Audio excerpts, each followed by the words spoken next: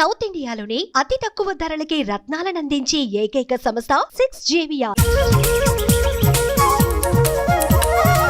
Celebrity ఎక్కడ కనిపిస్తే అక్కడ ట్రెండింగ్ అనమాట.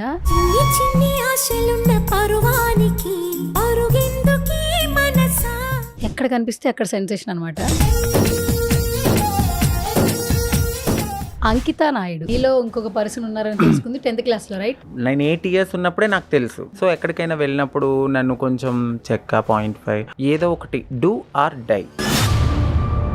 హెయిర్ పెంచుకునే టైంలో నన్ను జుట్టు కట్ చేసుకుంటేనే మా ఇంటికి రా అన్న వాళ్ళు ఉన్నారు.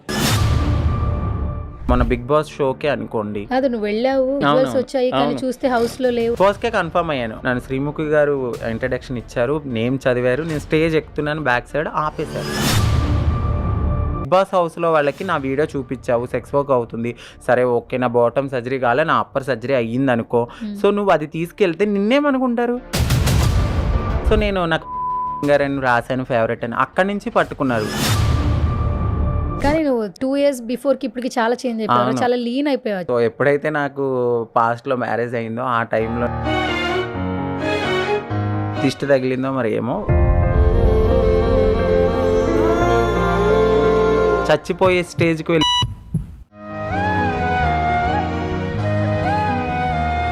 నువ్వు వచ్చావు. తర్వాత ఇద్దరి మధ్యన ఏం జరిగింది అనేది నువ్వు బయట పెట్టిన తర్వాత నా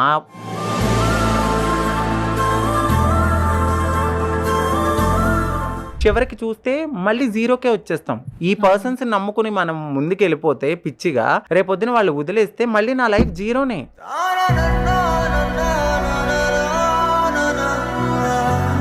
చావులో కూడా నా వాటా నువ్వు ఇవ్వాలనుకోవద్దు, వద్దు అని చెప్పాను.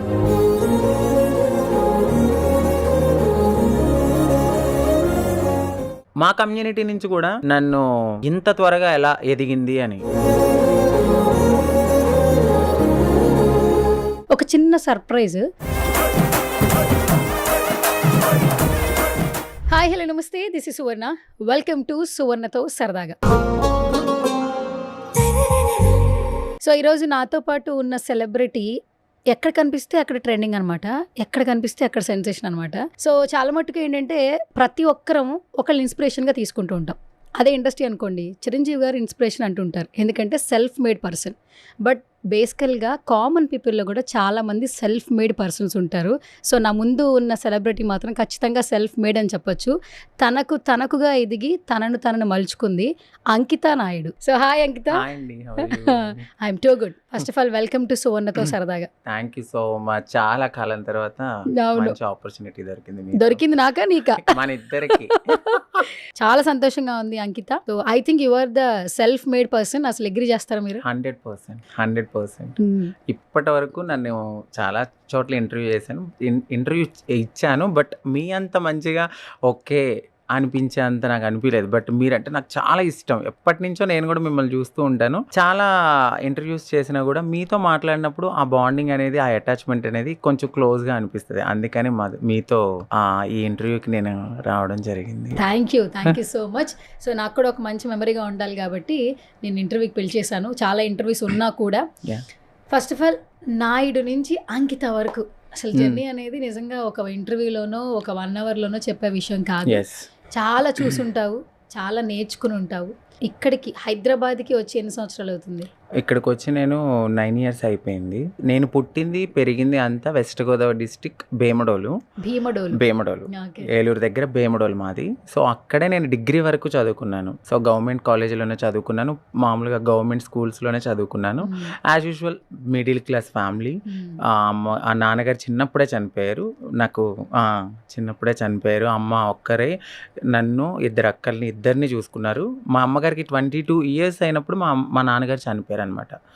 ఆ ఏజ్లోనే మేము ముగ్గురిని మమ్మీ అలా చూసుకుంటూ ఉన్న దాంట్లో అడ్జస్ట్ అవుతూ అట్లా బ్రతికి 10th అయిపోయింది. 10th తర్వాత నా లైఫ్ అనేది స్టార్ట్ అయింది. అస్సలు స్టార్ట్ అంటే నీలో ఇంకొక పర్సన్ ఉన్నారని తెలుసుకుంది 10th క్లాస్లో, రైట్?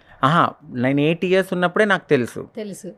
ఎవరికైనా కూడా నార్మల్గా ఈ స్వభావం కలిగిన పర్సన్స్ ఎవరైనా కూడా, నేను నా సోల్ ఒకటి చెప్తుంది, నా బాడీ ఒకటి అనేది అందరికీ తెలుస్తుంది. నాకైతే 8 years అప్పుడు నాకు నేనుగా తెలుసుకున్నాను. బట్ ఎప్పుడైతే నేను క్వశ్చన్ చేసుకున్నది వచ్చి 14 yearsకి నన్ను క్వశ్చన్ చేసుకున్నాను.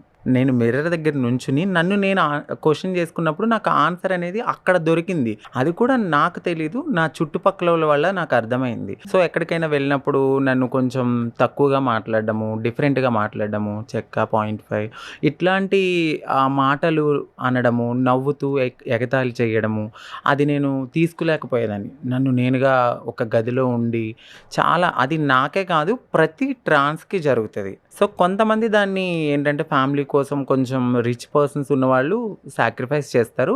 బట్ ఎక్కువ మోర్ ఓవర్ ఫెమినిటీ ఉన్నవాళ్ళు మాత్రం డెఫినెట్లీ క్వశ్చన్ చేసుకుని ఇది నా లైఫ్ కాదు, ఏదో ఒకటి డూ ఆర్ డై.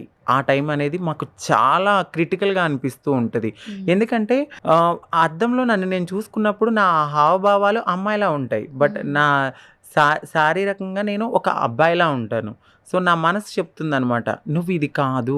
నన్ను గుచ్చి చెప్పినప్పుడు సో ఓకే, నేను రియలైజ్ అవుతాను నేను ఒక అమ్మాయిని అని. అక్కడ మా లైఫ్ అనేది స్టార్ట్ అవుతుంది.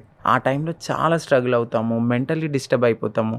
బయటికి వెళ్తే హావభావాలు చూసి పర్సన్స్ మమ్మల్ని డిస్క్రిమినేషన్ చేయడము, ఇవన్నీ మేము తీసుకోలేం. తోటి ఫ్రెండ్స్ కూడా ఎగతాళి చేస్తూ ఉంటారు. అది నా లైఫ్లో అయితే చాలా బాగా ఎక్కువ జరిగినాయి. చాలా అంటే చాలా. కానీ మా అమ్మకి నేను ఎప్పుడు ఒక రాజులానే కనపడేదాన్ని. ఎందుకంటే ప్రతి తల్లికి తన కొడుకేంటి కూతురేంటి రాణి రాజులేగానే చూసుకుంటారు కదా. సో మా అమ్మ కూడా నన్ను చాలా బాగా చూసుకునేవారు. వాళ్ళు ఎప్పుడు నన్ను గమనించలేదు. నా చుట్టుపక్కన వాళ్ళు నన్ను గమనించడంతో నాలో ఉన్న మార్పుల్ని నేను గమనించుకున్నాను అనమాట.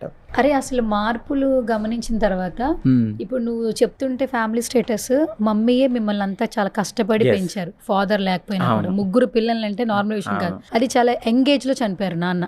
ఆమెకి 21 అంటే చాలా చిన్న ఏజ్ లో చనిపోయారు. 22 years. ఓకే. తర్వాత నేను పైకి ఇలా కనిపిస్తున్నాను బట్ నా లోపల వేరే చేంజెస్ వస్తున్నాయి అమ్మా అని అమ్మతో ఫస్ట్ కాన్వర్జేషన్ జరిగినప్పుడు అమ్మ నీకు చెప్పిన వర్డ్స్ ఏంటి? నాన్న, నువ్వు మ్యారేజెస్ కానీ ఇలాంటి ఏమీ చేసుకోవద్దు. సో అందరూ చాలా ట్రోల్ చేస్తుంటారు, నీకు పెళ్లి సంబంధం అయినప్పుడు నువ్వు పరిగెత్తుకుంటూ వచ్చావని. అదంతా రాంగ్ అనమాట. ఇప్పుడు నేను నా లైఫ్లో ఫస్ట్ మీకే చెప్తున్నాను ఇది. సో ఏంటంటే మా మమ్మీకి చెప్పినప్పుడు చాలా బాధపడ్డారు. బట్ సొసైటీలో ఇలా ఉంటుంది నాన్న, నువ్వు మారొద్దు, నువ్వు అమ్మాయిలాగానే ఉండాలన్నా కూడా అలాగే ఉండు, కానీ చేంజ్ అవ్వద్దు, అబ్బాయిలానే ఉండు అని చాలా గట్టిగా పట్టుకుని నన్ను, మా 2 అక్కలు అక్కడే ఉన్నారు. మా ఇంట్లో మేమే ఒక 4 పిల్లర్స్ లాంటి వాళ్ళం. ఒకరికి ఏ కష్టం అనిపించినా మేము చెప్పుకుంటాం కాబట్టి నన్ను చాలా గట్టిగా హగ్ చేసుకుని, నీకే ఎందుకు ఇలాగ వచ్చింది, మనం ఏం పాపం చేసుకున్నాము, అట్లా చాలా అంటే చాలా బాధపడ్డారు మా అమ్మ వాళ్ళు కానీ అక్క వాళ్ళు కానీ. బట్ దేవుడు, నేను అన్నాను ఇది నాకు శాపం కాదు, ఎంతో పుణ్యం చేసుకుంటే నేను ఇలా పుట్టానేమో అని ఆ ఏజ్లోనే నేను చెప్పాను. 16 years అప్పుడే నేను ఇలా చెప్పాను. సో కానీ మా ఇంటి పక్కన వాళ్ళు అందరూ నవ్వుకునేవారు, మీ అబ్బాయి అలాగా, మీ అబ్బాయి ఇలాగా అన్నప్పుడు నాకు భయం వేసేది. మా అక్క వాళ్ళ పెళ్ళిళ్ళు నా వల్ల ఆగిపోతాయేమో అని చాలా ఇంట్లో బాధపడుతూనే, కానీ మా అమ్మగారికి వద్దు ఇలాగే ఉండు, మళ్ళీ రేపు నీకు జీవితం ఎక్కడుంది, నువ్వు మారిపోయిన తర్వాత ఆ లైఫ్లో నువ్వు హ్యాపీగా ఉంటావేమో, ముసలోడో లేకపోతే ఏదో ఒకటైతే ఎవరు చూసుకుంటారు, అక్క వాళ్ళకే ఫ్యామిలీస్ ఉన్నాయి, నీకెక్కడ ఫ్యామిలీ ఉంది అని నన్ను పాపం చాలా బాధపడేవారు. ఇప్పటికీ మా మమ్మీ ఇప్పుడు హ్యాపీగా ఉన్నారు, సంతోషంగా ఇప్పుడే హ్యాపీగా ఉన్నారు. జరిగిన ఈ 8 years నా జర్నీలో చాలా కష్టపడ్డాము, చాలా బాధలు పడ్డాము, నవ్వుకునేవారు, ఎగతాళి చేసేవారు. బట్ ఇప్పుడు నేను వెళ్తే చాలామంది వచ్చి ఫోటోలు దిగుతూ ఉంటారు, చాలా బాగున్నావు అంటారు. ఆ టైంలో మా అమ్మగారు కూడా బాధపడి నాకు సపోర్ట్ ఇచ్చారు. 3 ఆడపిల్లలు, వాళ్ళకి పెళ్ళిళ్ళు చేయాలి, వాళ్ళ పోషణ మీ మమ్మీదే, పైగా చుట్టుపక్కల వాళ్ళు ఏమన్నా అంటే ఇప్పుడున్నంత సోషల్ మీడియా ఇంత అర్థం చేసుకున్న తప్పట్లో లేదు అసలు. ఫస్ట్ ఇలా అనగానే ఓకే వచ్చి వీడు ఇలా డిఫరెంట్గా, ఏదైనా ఫంక్షన్స్కి వెళ్ళినా కూడా నన్ను అసలు పట్టించుకునేవారు కాదు, దూరంగా కూర్చోబెట్టేవాళ్ళు, దూరంగా మాట్లాడేవారు. అంటే చుట్టాలే ఇలా చేసినప్పుడు ఇక సొసైటీ మమ్మల్ని ఎంత దారుణంగా చూస్తుంది. ఫ్యామిలీ యాక్సెప్టెన్సీ ఉన్నా కూడా సొసైటీ అనేది కొంచెం ఎంతైనా కొద్దిగా ఆ గ్యాప్ అనేది ఉంటుంది. బట్ ఈ మా ఫ్యామిలీ యాక్సెప్ట్ చేస్తే చుట్టాలు యాక్సెప్ట్ చేసేవారు కాదు. నన్నైతే లిటరల్లీ నేను హెయిర్ పెంచుకునే టైంలో నన్ను జుట్టు కట్ చేసుకుంటేనే మా ఇంటికి రా అన్న వాళ్ళు ఉన్నారు. నా నా నడక, నా హావభావాలు చూసి మా చుట్టాలే. మా అక్క వాళ్ళ పాపను చూడడానికి వెళ్ళాలనుకున్నప్పుడు కూడా నన్ను జుట్టు కట్ చేసుకుంటేనే రావాలి నువ్వు, లేకపోతే రావద్దు అని నన్ను చాలా టార్చర్ చేసేవాళ్ళు. బట్ ఆ టైంలో మా మమ్మీ, మా సిస్టర్స్, మా తమ్ముడు మాకు, నా కొడుకు నాకు, మీకు ఇష్టం లేకపోతే మా ఎవరితో మాట్లాడొద్దు, మాతో మేము హ్యాపీగా ఉంటామని చెప్పి చాలా సపోర్ట్ చేశారు. ఆ టైంలో నాకు హ్యాపీ అనిపించింది. ఓకే, అక్కడ నేను గెలిచాను అనిపించింది. ఫస్ట్ నువ్వు కుటుంబాన్ని గెలిచావు. ఎస్, చాలా మంది కుటుంబాన్ని అవును. గెలవలేరు కూడా. ఎస్, ఎంతో కడుపును పుట్టినా కూడా చుట్టాల కోసం యాక్సెప్ట్ చేయరు. అవును. ఇంకొకటి ఏమంటారంటే సంపాదిస్తున్నారు కదా అందుకే యాక్సెప్ట్ చేస్తారు అని చాలామంది అంటూ ఉంటారు. నా దగ్గర ఏమీ లేదు, జీరో అన్నప్పుడే నా ఫ్యామిలీ నన్ను యాక్సెప్ట్ చేసింది. సో ఆ ఒక్క బలం అనేది ప్రతి ట్రాన్స్కి వాళ్ళ ఫ్యామిలీ నుంచి దొరికితే ఎవ్వరు కూడా భిక్షాటన చెయ్యరు, సెక్స్ వర్క్ చెయ్యరు, బెగ్గింగ్ చెయ్యరు, నిజంగా చెయ్యరు. ఇది ఆదరణ దొరకక మాత్రమే, ఒక అవగాహన లేక, సో ఇలాంటి సిచ్యువేషన్ని ఫేస్ చేస్తూ ఆ 14-15 ఇయర్స్లో బయటికి రావడం అనేది జరుగుతుంది. ఆ టైంలో మాకు ఎడ్యుకేషన్ ఎక్కడ ఉంటుంది? కరెక్ట్, ఉండదు. ఎందుకంటే స్కూల్కి వెళ్తే పిల్లలు ఏడిపిస్తూ ఉంటారు, ఇంట్లో చుట్టుపక్కల వాళ్ళు ఏడిపిస్తూ ఉంటారు. ఇదేంటి అని చెప్తే ఫ్యామిలీ కొంతమంది యాక్సెప్ట్ చెయ్యరు. ఇప్పుడు కూడా 50% ఫ్యామిలీస్ యాక్సెప్ట్ చెయ్యని వాళ్ళే ఉన్నారు. ఇంటికి వెళ్ళి తిరిగి వచ్చేసిన వాళ్ళు కూడా ఉన్నారు. ఎక్కడో కొంతమంది యాక్సెప్ట్ చేస్తే అలాంటి వాళ్ళు మాత్రం మంచి లైఫ్ని లీడ్ చేస్తూ ఫ్యామిలీని బాగా చూసుకుంటారు. సో ఫస్ట్ ఫ్యామిలీ మారాలి, ఫ్యామిలీని చూసి సొసైటీ మారుతుంది. సొసైటీ వల్ల మాకు కూడా ఒక జీవన ఆధారం అనేది ఉంటుంది, ఒక ఎడ్యుకేషన్ ఉంటుంది, మాకు మేము బ్రతకాలి, మా సెల్ఫ్ ఐడెంటిటీ మేము చూసుకోవాలి అనేది కూడా తెలుస్తుందని నేను ఫీల్ అవుతూ ఉంటాను. So first of all community అంటున్నారా? అంటే ఇప్పుడు ఈ ట్రాన్స్ కమ్యూనిటీలో చాలా మంది హెల్ప్ చేసుకుంటూ ఉంటారు.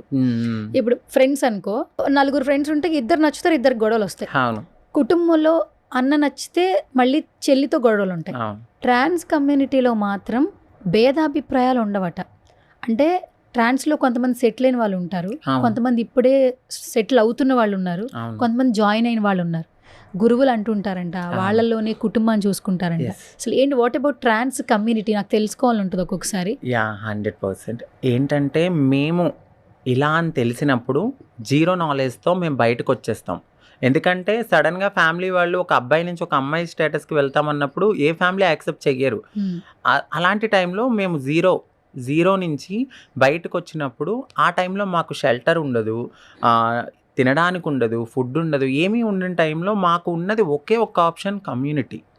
సో వాళ్ళ చెట్టు కింద మేము పడుకుని తలదార్చుకునే టైం అని అనమాట మాకు అది. ఎందుకు అని అంటే ఏమీ ఉండదు. ఒక బాధని మేము ఎక్స్ప్రెస్ చేయాలంటే మాలాంటి ఫీలింగ్ ఉన్న వాళ్ళే మమ్మల్ని అర్థం చేసుకుంటారు. సో ఆ టైంలో ఓకే, చన్నీళ్ళకి వేడి నీళ్ళు తోడైంది అన్నట్టు మా కమ్యూనిటీ అనేది దగ్గరికి తీసుకుంటారు. అప్పుడు కూడా మమ్మల్ని వెళ్ళిపోయిన వెంటనే ఏమీ మార్చేయరు. అమ్మ మీరు ఎందుకు వచ్చారు, ఎక్కడి నుంచి వచ్చారు, మీ ఏజ్ ఎంత అన్నీ కనుక్కుంటారు. 18 years బిలో ఉంటే ఇది కరెక్ట్ టైం కాదు, ఫ్యామిలీని పిలిచి వాళ్ళకి హ్యాండ్ ఓవర్ చేయడము. ఇఫ్ ఇన్ కేస్ ఫ్యామిలీ కొంతమంది యాక్సెప్ట్ చేయకుండా వదిలేస్తారు, ఆ టైంలో వాళ్ళ దగ్గరే పెట్టుకుని గైడెన్స్ ఇచ్చి 18 దాటిన తర్వాత భిక్షాటనకి పంపిస్తారు. ఎందుకంటే మాకు అదే సోర్స్, అదే ఇన్కమ్. అవి మేము రూపాయి దాచుకుని 2 years or 1.5 year మేము సొసైటీని యాక్సెప్ట్ చేయాలి. ఎందుకంటే ఇలాంటి వాళ్ళు ఏంటి, అక్కడ అదే జరుగుతుంది, బట్ ఇది ఎక్కువ అయిపోతుంది. మమ్మల్ని మేము మార్చుకునే తరుణంలో ఆ టైంలో కొంచెం బియర్డ్, ముస్టాజ్ ఇట్లాంటి అన్నీ ఉంటూ ఉంటాయి. వాటిని మేము రిమూవ్ చేసుకోవడము, ఇలా ప్రతి ఒక్క పనిలో మాకు రూపాయి కావాలి. ఆ టైంలో మేము బయటికి వెళ్ళాలి కదా. సో ఈ సొసైటీ అనేది వెటకారంగా చూడడము, ఏంటి ఇలా ఉన్నారు, మీకు ఎందుకు ఇవ్వాలి, అలాంటి క్వశ్చన్స్ వేసినప్పుడు అవన్నీ మేము తీసుకొని ముందుకెళ్తూ ప్రతి రూపాయి దాస్తే మా కమ్యూనిటీ అనేది మమ్మల్ని ఒక ఆడపిల్లలా చేసి దాని తర్వాత మాకు ఒక లైఫ్ ఇవ్వడానికి వాళ్ళు మీకంటూ ఒక ఐడెంటిటీ రావాలి కాబట్టి మీరు కష్టపడి సంపాదించుకోండి అని చెప్పి ఆ టైం వరకు వాళ్ళు మమ్మల్ని వాళ్ళ దగ్గర ఉంచుకుంటారు. ఆ టైంలో మాకు బాగా సపోర్ట్ ఇస్తారు. ఏదైనా ప్రాబ్లం వచ్చినా, మెంటల్ కండిషన్ బాగోకపోయినా, మాకు మనీ పరంగా కానీ అలాంటి ఇప్పుడు ప్రతి ఒక్కరు తెలివితేటలతో అయితే ఉండరు. కొంతమంది సంపాదించుకోగలుగుతారు, కొంతమంది సంపాదించుకోలేకుండా ఉంటారు. కాబట్టి ఆ టైంలో గైడెన్స్ అనమాట. గురువులు అంటే వెళ్ళగానే మమ్మల్ని ఒక రీతి వేస్తారనమాట. వేసి ఒకరికి అడాప్ట్ చేస్తారు. మాకు ఆవిడ అత్తయ్య అవుతారు. ఆవిడే మాకు గురువు. సో మాకు రేపు సర్జరీ అయినా, మాకు మంచి అయినా చెడైనా, రేపొద్దున మా గురువులు అనేవాళ్ళు కాలం చెల్లితే, ఇప్పుడు భర్త చనిపోతే భార్య ఎలా అయితే వైట్ శారీ కట్టుకుంటారో, ఆ ఇంట్లో పెద్ద కోడలు ఎవరైతే ఉన్నారో ఆవిడ వైట్ శారీ కట్టుకుంటారు. లేదా మేమంతా ఎంతమంది ఉన్నామో అంతమంది కట్టుకుంటామంటే అంతమంది కూడా కట్టుకోవాలి. ఆయన మాకు భర్తతో సమానం. మా అత్తయ్య మాకు భర్త. అంటే ఇక్కడ మెంటల్ రిలేషన్షిప్పే ఉంటుంది, అంతే తప్ప ఫిజికల్గా మా గురువు మాకు ఒక తల్లితో సమానం. వాళ్ళు మమ్మల్ని ప్రతి సర్జరీ కానీ లేకపోతే మా లైఫ్లో ఏది ఉన్నా మంచి చెడు అంతా వాళ్ళే మా గైడెన్స్లో, వాళ్ళ గైడెన్స్లో మేము ఉంటాం అనమాట. ఇంకొకరు మదర్ ఉంటారు. అంటే పుట్టింటిలాగా అమ్మకి ఏదైనా బాధ అనిపిస్తే చెప్పుకోవడము, లేదంటే ఇంటికి వెళ్ళడము. ఇంకా ప్రతి అమ్మాయి లైఫ్లో ఎలా ఉంటారు, బట్ ఒక అమ్మాయి లైఫ్లో ఒక అబ్బాయి ఉంటాడు, మా లైఫ్లో మా అత్తయ్య ఉంటారు. ఓకే, అందుకే ఈ ఫెస్టివల్స్ అప్పుడు కూడా వాళ్ళతోనే మీరు అన్ని ఈ తాళ్ళు కట్టించుకుంటూ ఉంటారు, కాళ్ళు మొక్కుతూ బ్లెస్సింగ్స్ తీసుకుంటూ ఉంటారు. సర్జరీ అయిన తర్వాత ఎవ్రీ ఇయర్ మేము తిరుగు పూజని చేసుకుంటాం అనమాట. సో ఆ తిరుగు పూజ రోజున మా గురువు గారు మాకు తాళి కడతారు. ఇంకా మిగతా అనేది ఇంకా ఎవరైనా అబ్బాయి నచ్చితే మ్యారేజ్ చేసుకునే వాళ్ళు ఉంటారు. ఇదంతా కామన్, వేరేగా ఉంటుంది ఒక అమ్మాయి లైఫ్లో ఉన్నట్టే. బట్ మా కమ్యూనిటీ ప్రకారం అయితే మాత్రం మా గురువే మాకు భర్తతో సమానం. ఓకే అంకిత, కొన్ని విషయాలు తెలుసుకున్నా. యాక్చువల్లీ ట్రాన్స్ కమ్యూనిటీకి వచ్చిన తర్వాత ట్రాన్స్జెండర్స్ లైఫ్ ఎలా ఉంటుందంటే, అబ్బాయిగా పుడతారు, అమ్మాయిగా మారాలనుకుంటారు. కొంతమందికి డబ్బులు ఉండవు. కమ్యూనిటీకి వచ్చిన తర్వాత భిక్షాటన చేస్తారు, కష్టాలు పడతారు, ఎన్నో చీత్కారాలు, అవన్నీ అవమానాలు జరుగుతాయి. ఈ మారే క్రమంలో కొంతమంది దగ్గర డబ్బులు ఉండవు. ఎవరైతే గురువు అని నమ్ముకుంటున్నారో ఆ గురువు దగ్గరికి వెళ్ళినప్పుడు మామూలుగా మన చిన్న దెబ్బ తగిలితేనే, ఇట్లా చిన్న గిచ్చితేనే మాకు వెంటనే మనం బాధ తీసుకోలేము. అలాంటిది ఒక ప్రైవేట్ పార్ట్స్ మీద ఆపరేషన్ చేసుకోలేని సిచ్యువేషన్స్లో మరిగి ఆయిల్ని పోసి కూడా వాళ్ళు అమ్మాయిగా మారిపోతారంట. అండ్ ఒకప్పుడు ఇప్పుడు టెక్నాలజీ ఇట్లా వచ్చిన తర్వాత కొంతమంది సర్జరీ చేసుకుంటున్నారు. అంటే ట్రాన్స్ కమ్యూనిటీకి వచ్చేటప్పుడు వాళ్ళ ప్రాణాలను కూడా పణంగా పెట్టి ఇప్పుడు వీళ్ళు నువ్వు కొజ్జారా అంటున్నారు, చెక్కాగాడివిరా అంటున్నారు, అనేయడానికి అంటున్నారు. కానీ అబ్బాయిగా పుట్టిన వ్యక్తి అమ్మాయిగా మారడానికి ప్రాణాలనే బలిచ్చేస్తున్నట్టు. అంటే ఇప్పుడు ఒక అమ్మాయి ఒక బిడ్డకి జన్మనిస్తే మరో జన్మ ఎత్తినట్టు, మీ ట్రాన్స్లో అసలు మారాలనుకున్నప్పుడు నిజంగా ఇంకొక జన్మని ఎత్తినట్టే. 100% అది ఏం చెప్తావు అంకిత? యాక్చువల్లీ సో మీరు అన్నది కూడా కరెక్టే. మరిగే ఆయిల్ గురించి చెప్పారు కదా. సో ఇది ఒక కాలంలో ఏంటంటే రాజులు ఉన్నప్పుడు మాకంటూ ఒక సెల్ఫ్ రెస్పెక్ట్ అనేది చాలా బాగుండేది. రాజులు మన నిజాముల కాలంలో మమ్మల్ని వాళ్ళకి ఒక నమ్మిన బంటులా పెట్టుకునేవాళ్ళు అనమాట. ఏదైనా హెల్ప్ కావాలన్నా ఆలోచన పరంగా కానీ, అంటే మేము ఫిజికల్గా ఫిట్గా ఉంటాం, మెంటల్లీ స్ట్రాంగ్గా ఉంటాం. సో ఆ టైంలో నిజాముల కాలంలో మమ్మల్ని చాలా బాగా రెస్పెక్ట్ ఇచ్చేవాళ్ళు. మా వేషధారణ కూడా అప్పుడు ఇట్లా ఉండేది కాదు, ఓన్లీ పైజామా టైప్ ఉండి ఒక సైడ్ ఓనీ లాగా వేసుకుని. సో కాకపోతే రెడీ అవడం అయితే అందమైన అమ్మాయిలాగానే రెడీ అయ్యేవారు, బట్ వేషధారణ కొంచెం డిఫరెంట్ ఉండేది. సో వాళ్ళ భార్యలకి మమ్మల్ని ఒక సెక్యూరిటీ పర్పస్ కింద చాలా బాగా పెట్టుకునేవారు. అక్కడి నుంచి వచ్చిందే మాకు ఇక్కడ చార్మినార్ దగ్గర ఉన్న దయారు. ఆ కాలంలో ఉన్నప్పటి నుంచి ఇప్పుడు ఉన్న దయారు మాకు నిజాములు ఇచ్చిందే. ఇప్పటికీ మా పెద్దవాళ్ళు కానీ ఓల్డ్ ఏజ్లో ఉన్న వాళ్ళు కానీ అక్కడే ఉంటారు. సో మీరు పాయింట్కి వస్తే ఏంటంటే, మాకు ఆ టైంలో దాయి నిర్వాణ అనేవారు. ఇప్పుడు మీరు చెప్పారు ఆయిల్ పోసేవారు. డెఫినెట్లీ ఆ టైంలో సర్జరీస్ అనేవి ఏమీ లేవు. ఇక మారాలి అంటే ఆ పార్ట్ని డెఫినెట్లీ అక్కడ ఉన్న టైంలోనే కట్ చేస్తారు. కట్ చేయగానే ఇక్కడ గొయ్యి తీస్తారు, ఇటువైపు ఆయిల్ పెడతారు. పర్సన్ బ్రతికితే ఆయిల్ పోస్తూ అదే ఇంకా ఆయింట్మెంట్ కింద దాన్ని మార్చి సో అలా ఉంటారు. లేదంటే ఇమీడియట్లీ వాళ్ళు ఏమైనా బెదిరిపోయినా లేకపోతే భయపడినా సో అక్కడ చనిపోతే అక్కడే పూడ్ చేసి వచ్చేస్తారు ఆ కాలంలో. తర్వాత కొద్దిగా సర్జరీస్లో కొంచెం చేంజెస్ వచ్చినాయి. నార్మల్ సర్జరీ అని, సిగ్మాయిడ్ అని, పెరిటోరియం అని, ఎస్ఆర్ఎస్ అని, ఇందులో లాట్ ఆఫ్ సర్జరీస్ వచ్చినాయి ఇప్పుడున్న టెక్నాలజీకి. ఆ టైంలో చాలామంది రిస్క్ బేర్ చేసి మరి చాలామంది అనేస్తారు ఈజీగా కొజ్జా చెక్క అని. ఎవరి లైఫ్ని ఎవరు పనంగా పెడతారు? ఒక అబ్బాయికి చీర కట్టుకోమంటే కట్టుకుంటాడా? కట్టుకోలేడు. మాలాంటి ఫీలింగ్స్ ఉన్న వాళ్ళు తప్ప. సో మాకంటూ ఒక ఫ్యూచర్ ఉండదు. మాది జీరో అని తెలిసినా కూడా మేము ఈ లైఫ్కే ఇష్టపడుతున్నామంటే మాకు ఈ లైఫ్ అంటే ఇష్టం. ఎందుకంటే మా మనసుకి తెలుసు ఇది మేము చేసుకున్న తప్పు కాదు. జీన్స్ లోపమే కానీ లేకపోతే దేవుడు పెట్టిన పరీక్షలో కానీ మేము ఎక్కడో చేసుకున్నామేమో మంచో చెడో మేము ఇలాగే బ్రతకాలనుకోవడం చాలా హ్యాపీ. ఎంతోమంది ఇప్పుడు మరి మ్యారేజ్ చేసుకుంటున్నారు అబ్బాయిలు, ఆ అమ్మాయిని సరిగ్గా చూసుకుంటున్నారా? వాళ్ళ లైఫ్ మళ్ళీ పోవట్లేదా? ఒక అమ్మాయి లైఫ్ని నాశనం చేయడం కన్నా నేను ఒక అమ్మాయిలాగా ఫీల్ అవుతున్నాను. సో నా లైఫ్ని నేనే హ్యాపీగా చేసుకుంటాను. అంతేగాని ఒక అమ్మాయికి ఏ ఫీలింగ్స్ లేని మమ్మల్ని తీసుకెళ్ళి కట్టబెట్టేసి సొసైటీ ఏదో అనుకుంటుందని మేము వాళ్ళ లైఫ్ని మేము పాడు చేయట్లేదు. సో ఒక రకంగా ఒక అబ్బాయి కొంతమంది అబ్బాయిలతో పోల్చుకుంటే మేము చాలా హ్యాపీ. అది నేను ఫీల్ అవుతాను చాలా. ఎందుకంటే మేము ఒక అమ్మాయిలా ఫీల్ అవుతున్నాం కాబట్టి ఈ ఆపోజిట్ అమ్మాయి మాకు ఒక అక్కో చెల్లో ఆ ఫీలింగే మాకు ఉంటుంది.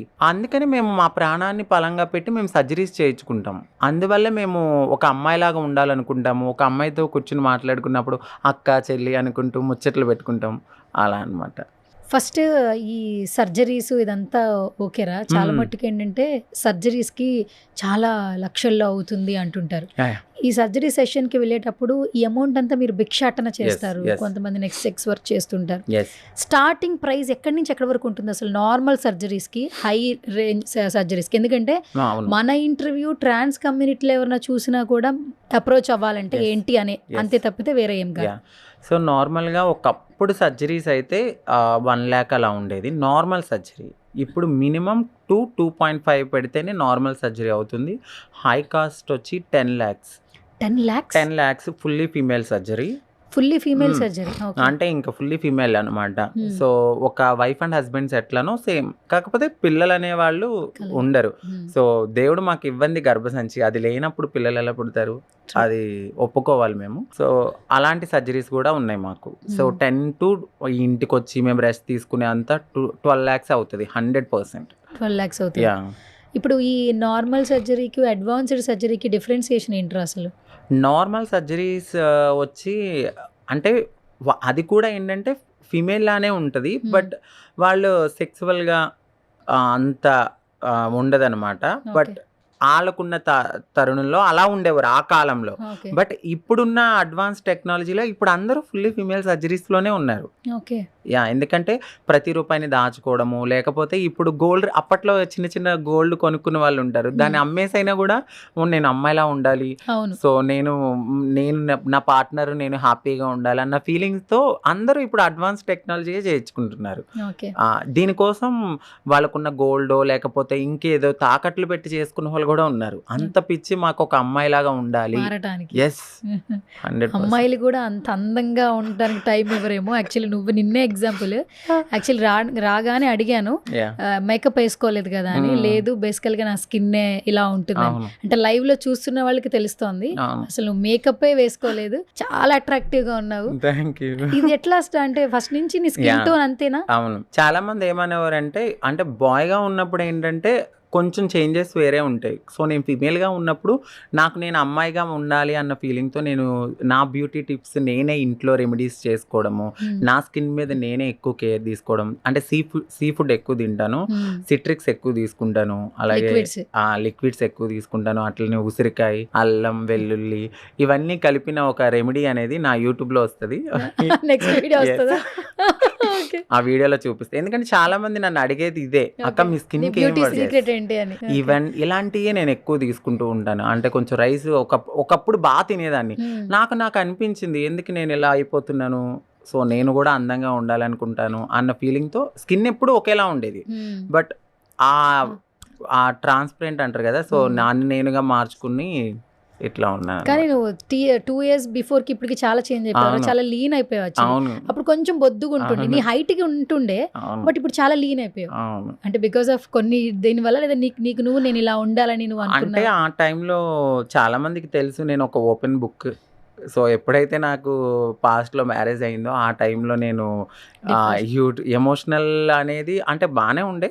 సో దిష్టి తగిలిందో మరి ఏమో, ఆ టైంలో నేను బ్రేకప్ అయిపోయిన తర్వాత చాలామంది నేను డిప్రెషన్లోకి వెళ్ళిపోతాను అనుకున్నారు.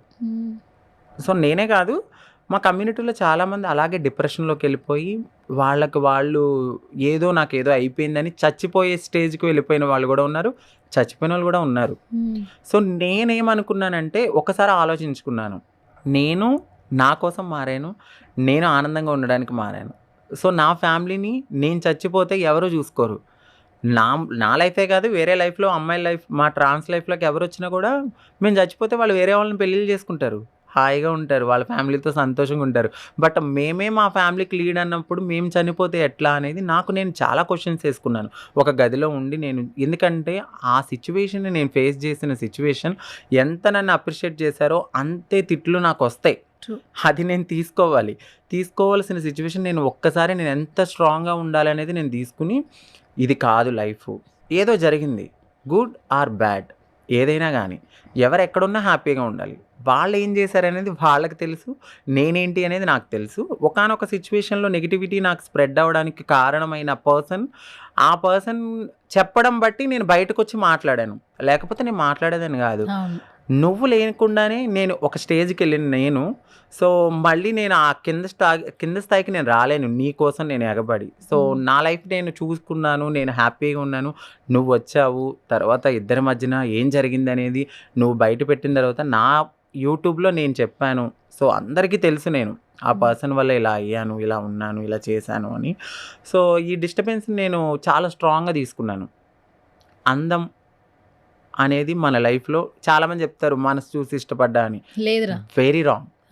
ఒక పర్సన్ మన ముందుకు వచ్చినప్పుడు మన అందాన్ని చూసే, దాని తర్వాత జర్నీలో వాళ్ళ కలిస్తే అప్పుడు, లేదా అది అక్కడితో ఆగిపోతుంది. ఫస్ట్ మనిషికి ఫిజికల్ అపీరియన్స్ చాలా ఇంపార్టెంట్. నేను అది గమనించాను. నేనేంటంటే ఒక హౌస్ వైఫ్ అయిపోయాను, నాకేంటి నేను అందంగా ఉన్నా లేకపోయినా నా భర్తకి నచ్చితే చాలు అనుకున్నాను. బట్ నా భర్తే కాదు, కొంతమంది భర్తల బుద్ధి బయట వేరేగా ఉంటుందని అది మనకు తెలీదు. ఆపోజిట్గా తర్వాత తెలిసిన తర్వాత నేను రియలైజ్ అయ్యాను, బ్రేకప్ అయిపోయింది. కొంచెం హ్యాపీగా ఆలోచించుకున్నాను అనమాట. అంటే హ్యాపీగానే ఆలోచించుకున్నా, బాధగా కాదు, హ్యాపీగానే ఆలోచించుకున్నా. ఇలా కాదు, ఇది నా లైఫ్, ఇది నా లైఫ్ అని. సో తర్వాత నేను జాలిన్ సర్జరీ చేయించుకున్నాను. అవును, అది చాలా డిఫికల్ట్. ఎలా చేసావు? చాలా పెయిన్ అసలు, చాలా. అంటే ఫుడ్ నాకు 2 months లేదు, 2 months నేను తినలేను. ఎందుకంటే ఇక్కడున్న దవడలు కట్ చేస్తే ఇక్కడి నుంచి ఇక్కడికి నా దవడలు కొంచెం పెద్దగా ఉండే అప్పుడు. సో అంటే ఆ మేల్ బోన్స్ని కట్ చేయించుకోవడానికి చాలా కష్టపడ్డాను. అంటే చాలా ప్రాబ్లం అని కూడా చెప్పారు నాకు డాక్టరు, చెప్పారు. బట్ లేదు, నేను మారాలి, నేను అందంగా మలుచుకోవాలి సార్ అని చెప్తే ఆయన చాలా సపోర్ట్ చేశారు. డాక్టర్ గారు కూడా అందరికీ తెలుసు, పెర్సోనిక్ అని మన మణికొండలో ఉంటుంది, చాలా మంచి డాక్టరు. ఆయన నన్ను బాగా మోటివేట్ చేసి బాగా చేశారు సర్జరీ. దాని తర్వాత నేనుగా సెల్ఫ్ కాన్ఫిడెన్స్ వచ్చింది, నేను బ్రతకగలను, నేను హ్యాపీగా ఉండగలను. సో నన్ను చాలామంది అన్నారు, నీ ప్లేస్లో మేము ఉంటే చచ్చిపోయే వాళ్ళమని. ఎందుకు చచ్చిపోవాలి? వాడి కోసం మనం మారామా? కాదు కదా, మన కోసం మనం మారాం, మన ఫ్యామిలీని బాగా చూసుకోవడానికి మారాం. ఏదర్ తప్పో రైటో మనం ఇప్పుడు 100 మంది ఒకే రూట్లో వెళ్తే 99 మంది తప్పు అయి ఉండొచ్చు, మనం రైట్ అయి ఉండొచ్చు. సో వాళ్ళు వచ్చి మనం ఎలిగేషన్ చేస్తే మనం ప్రూవ్ చేసుకోవాలి. అంతేగాని లేదు నేను రాంగ్ రూట్లో వెళ్తున్నా కదా అని వాళ్ళతో వెళ్ళిపోతే వాళ్ళకి తేడా ఉండదు. సో నేను ఆ ఒక్క ఎజెండాతో ముందుకెళ్ళాను. సో ఎవరైతే నన్ను నెగిటివిటీగా ప్రూవ్ చేయాలనుకున్నారో, సో నేను అప్పుడు పబ్లిక్కి వచ్చాను. సో ఆ టైంలోనే నాకు జాలిన్ అయింది. అప్పటి వరకు నేను ఏ విషయాన్ని బయట పెట్టలేదు. నేను చాలా డేర్గా చెప్పా, నువ్వురా ఛానల్స్కి, నేను వస్తా, ఇద్దరం మాట్లాడుకుందాం. సో నువ్వేం బయట పెడితే పెట్టు, నేను కూడా మాట్లాడతా. ఎందుకంటే నేను ఓపెన్ బుక్ అని అదే చెప్పాను. పెళ్ళికి ముందు కానీ, పెళ్ళికి తర్వాత కానీ, పెళ్ళి అయ్యాక కానీ నేను ప్రతిదీ చెప్పే చేశాను, ఏది మోసం చేయలేదు. సో దాని ప్రూఫ్లతో సహా నేను ఉన్నాను కాబట్టి నేను ముందుకొచ్చి మాట్లాడతాను అని అన్నాను. అదే నీకు ఇష్టం లేకపోతే ఒక ట్రాన్స్ లైఫ్లో ఒక అమ్మాయి కాదని మాకు తెలుసు, మేము ఒక సెక్యూరిటీని బిల్డ్ చేసుకోవాలి. ఇటువైపు వాళ్ళ ఫ్యామిలీ ఒప్పుకోరు, ఇటువైపు మా ఫ్యామిలీని ఒప్పించుకోవాలి, మా కమ్యూనిటీని ఒప్పించుకోవాలి. ఈ పర్సన్ అనే పర్సన్ మనతో ఉండరా అనే గ్యారంటీ లేదు, 100% గ్యారంటీ లేదు. ఆ సందిగ్ధంలో నేను ఇటు ఫ్యామిలీని చూసుకోవాలా, ఇటువైపు వాళ్ళని చూసుకోవాలా, వాళ్ళ ఫ్యామిలీ ప్రెషర్ చూసుకోవాలా, ఏది చూసుకోవాలి? చివరికి చూస్తే మళ్ళీ జీరోకే వచ్చేస్తాం. ఈ పర్సన్స్ నమ్ముకుని మనం ముందుకు వెళ్ళిపోతే పిచ్చిగా, రేపొద్దున వాళ్ళు వదిలేస్తే మళ్ళీ నా లైఫ్ జీరోనే. సో నేను అది ఆలోచించుకుని ముందే ఎంత పెళ్ళైనా పబ్లిక్లో ఉన్నా నాకు ఎక్కడో చిన్న డౌట్, నేను అమ్మాయిని కాదు కదా అనేది. ఆ డౌట్ అనేది ఫ్యామిలీ నుంచే వచ్చింది. యాక్సెప్టెన్సీ లేని ఫ్యామిలీలో నేను ఉండలేను. ఎందుకంటే ఎంతసేపు నేనేదో తినేస్తున్నాను, నాకేదో పెట్టేస్తున్నారనే ఆలోచనలో వాళ్ళ ఫ్యామిలీ ఉన్నారు. బట్ ఏం జరుగుతుంది రియాలిటీ తెలియదు. నాకు తెలుసు, ఆపోజిట్ పర్సన్కి తెలుసు, తర్వాత వాళ్ళకి తెలుసు. ఇదంతటినీ నేను తీసుకోలేకపోయాను. సరే, ఒక ఫైన్ డే ఆ పర్సన్ ఏం చేశారనేది ఆయనకి తెలుసు, నేను పట్టుకున్నాను. చాలా జరిగినాయి, వేరే కమ్యూనిటీ వాళ్ళతో ఉండడము, నేను పట్టుకున్నాను. సో అది నేను మనసుకి తీసుకోలేకపోయాను. ఇంత నమ్మి, సో నేను కష్టపడేది మన కోసమే. తర్వాత నేను ఈ కమ్యూనిటీ నుంచి హ్యాపీగా దూరంగా ఉండి ఎక్కడో ఇల్లు తీసుకుని ఒక అమ్మాయిని పెంచుకుందాం అనుకున్నాం అప్పట్లో. మేము చిన్న పాపని, బేబీని అడాప్ట్ చేసుకుందాం అని కూడా అన్నీ అనుకున్నాను. బట్ ఏదైతే మనము ఎక్కువ బిలీవ్ చేస్తామో అక్కడే మనకి నమ్మక ద్రోహం అనేది జరుగుతుంది. సో ఈ పర్సన్ అనే పర్సన్ ముందే నన్ను ఒప్పుకోకుండా ఉంటే బాగుండేది. మ్యారేజ్ ప్రపోజల్ వచ్చినప్పుడు కూడా ఇప్పుడే వద్దని కూడా మీరు అన్నారట. నేను మ్యారేజ్ ప్రపోజల్ వచ్చినప్పుడు కూడా నేను హౌస్ వద్దన్నా. మమ్మీకి ఇవ్వాలి, హౌస్ తర్వాతే చూద్దాం అన్నారంట. అవును, ఎందుకంటే నేను కమ్యూనిటీలో ఉన్నాను. సో నేను అక్కడ నేము ఫేము ఏమీ లేదు. అవును, నేను అప్పుడు సెక్స్ వర్క్ చేస్తూనే ఉన్నాను. ఆ పర్సన్ నన్ను మ్యారేజ్ చేసుకోకముందు తను ఉన్న టైంలో కూడా నేను సెక్స్ వర్క్ చేస్తున్నాను. చేస్తున్న టైంలో నేను ఆ పర్సన్కి చెప్పింది ఒకటే, నా లైఫ్ ఇది, నన్ను నేను బ్రతికించుకోవాలి, నాకు వేరే ఆప్షన్ లేదు. అలా అని చెప్పి నేను ఒక ట్యాగ్ వేసుకుని తిరగలేను. ఎందుకంటే నేను ఎంబీఏ చదివాను. నేను ఎంబీఏ చదివి నేను మారిన తర్వాత కూడా నేను 2-3 ఇంటర్వ్యూస్కి వెళ్ళినప్పుడు కూడా నన్ను వాళ్ళు రిజెక్ట్ చేశారు. 100%. ఎందుకంటే అందరికీ ఒక కమ్యూనికేషన్ స్కిల్స్ ఉండవు కదా. ఇప్పుడు ఎంఎన్సీలో నేను వెళ్ళి మాట్లాడాలి, చెయ్యాలి ఇంగ్లీష్లో అంటే నేను ఫస్ట్ నుంచి గవర్నమెంట్ స్కూల్లో చదివాను. నా బేసిక్ నాలెడ్జ్ నా దగ్గర ఉంటుంది. నేను ఎంతో కష్టపడి ఏదో చదివి రాత్రి పగలు బట్టి ఏదో చేసి ఎంబీఏ చేశా. కానీ అది తీసుకుని నేను ఎంఎన్సీకి వెళ్ళినప్పుడు అక్కడ నేను సెలెక్ట్ కాను. ఎందుకంటే ఏమో నాకున్న మెంటల్ కండిషన్కి నేను అమ్మాయిగా ఫీల్ అవుతూ అది నేను తీసుకోలేను. బట్ ఇప్పుడున్న సొసైటీలో అనేది యాక్సెప్ట్ చేస్తున్నారు. మాకు కూడా రిజర్వేషన్స్ ఉన్నాయి, అన్నీ ఉన్నాయి. బట్ నాలాగా అందరూ ఉండలేరు. కొన్ని 2-3 ఇంటర్వ్యూలకు వెళ్ళినప్పుడు నేను సెలెక్ట్ కాలేదు. సో మీరు ఎలా ఉన్నారు, ఇలా అయితే కాదు, అబ్బాయిలాగా ఉంటే ఓకే అంటే నేను అబ్బాయిలాగా ఎలా రావాలి? అవును.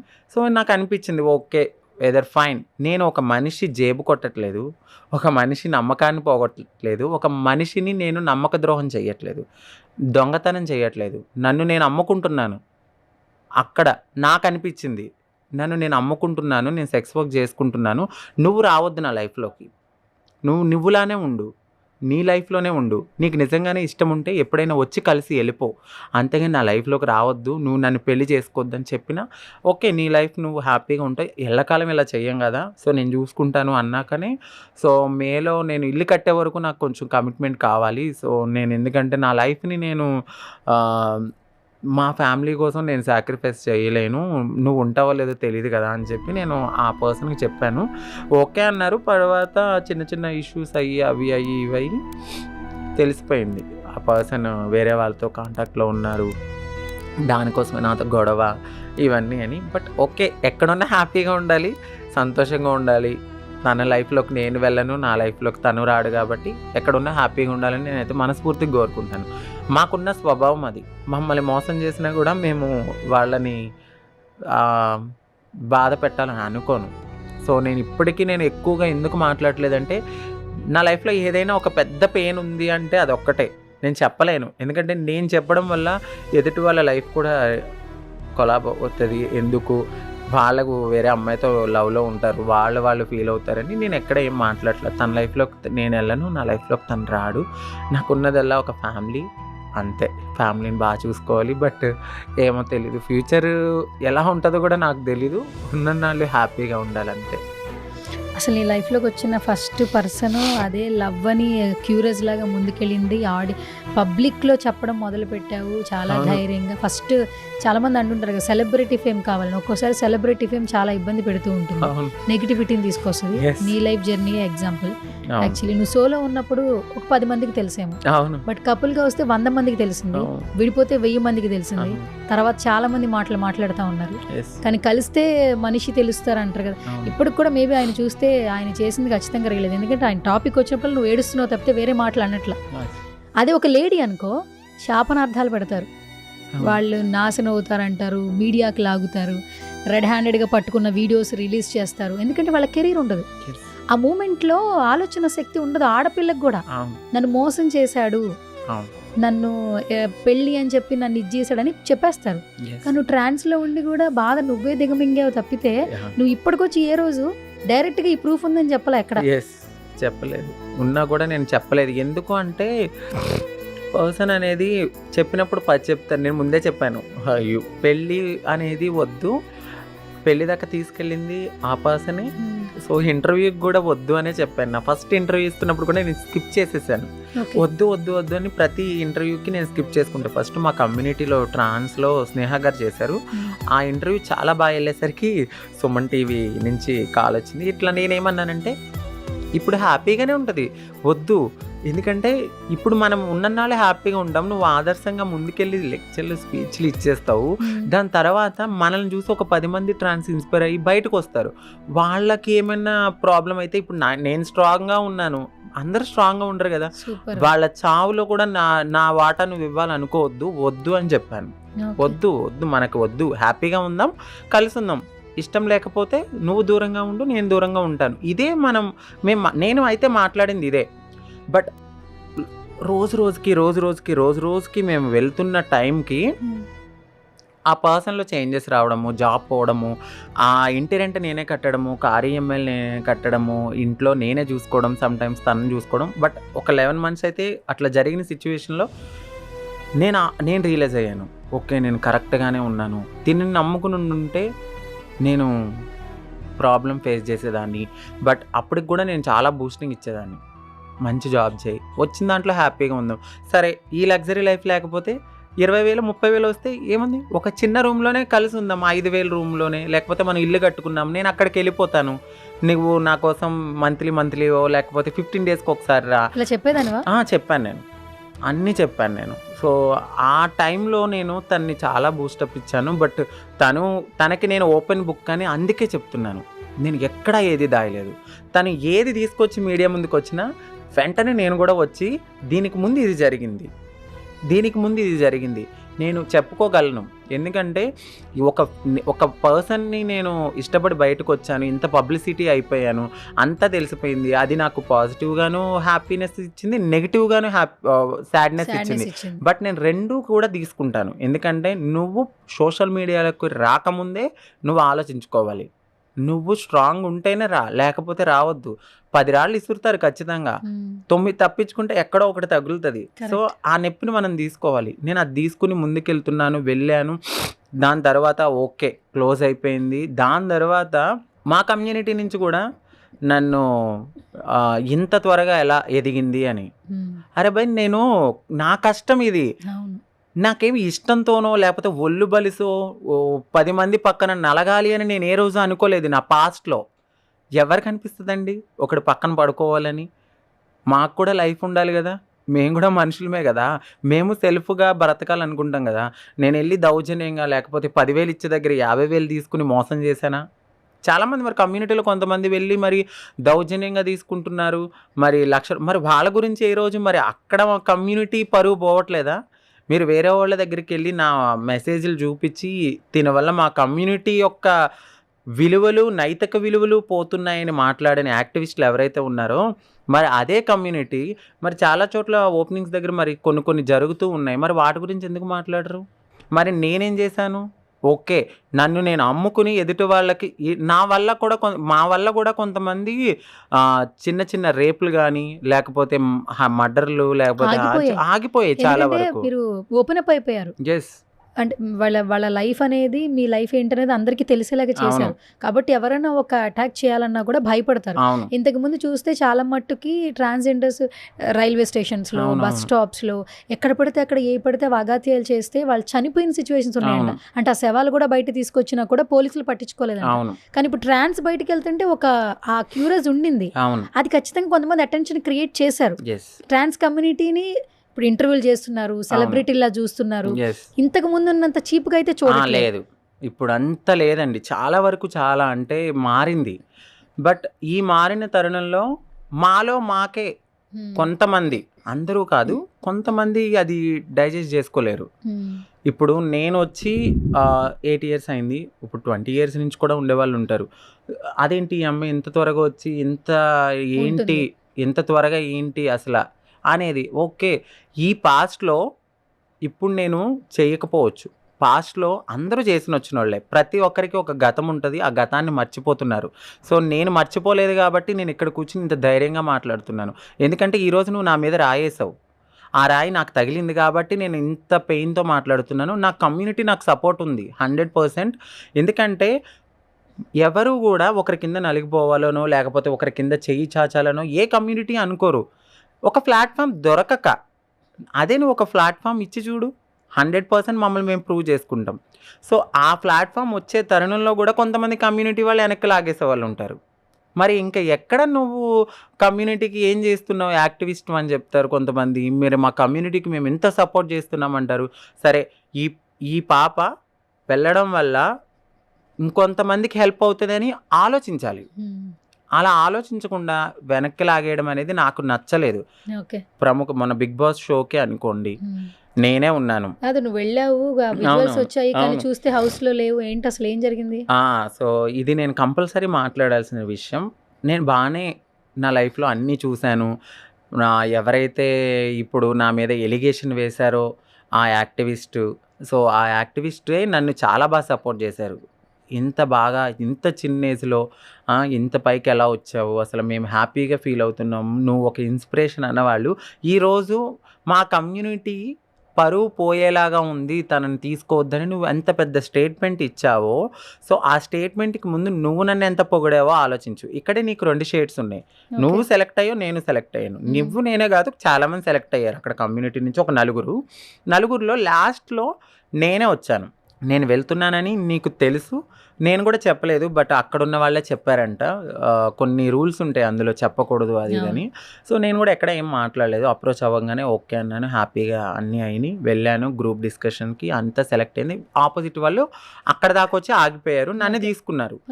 నేను అగ్ని పరీక్ష నేను బిగ్ బాస్కే కన్ఫర్మ్ అయ్యాను, హౌస్కే కన్ఫర్మ్ అయిన దాన్ని. సో అగ్ని పరీక్ష షో ద్వారా సో కమ్యూనిటీ నుంచి కూడా రిప్రజెంట్ చేస్తూ ముందుకు వెళ్ళాలి కాబట్టి అక్కడ నన్ను పార్టిసిపేట్ చేయమన్నారు. సో నేను కూడా లోపలికి వెళ్ళాను. నన్ను శ్రీముఖి గారు ఇంట్రడక్షన్ ఇచ్చారు, నేమ్ చదివారు. నేను స్టేజ్ ఎక్కుతున్నాను, బ్యాక్ సైడ్ ఆపేశారు. అప్పుడే కట్ చేస్తే ఆగిపోయాను నేను. అప్పుడే వెంటనే ఆ టైంలో మా కమ్యూనిటీకి సంబంధించిన వాళ్ళు కూడా అక్కడ ఉన్నారు.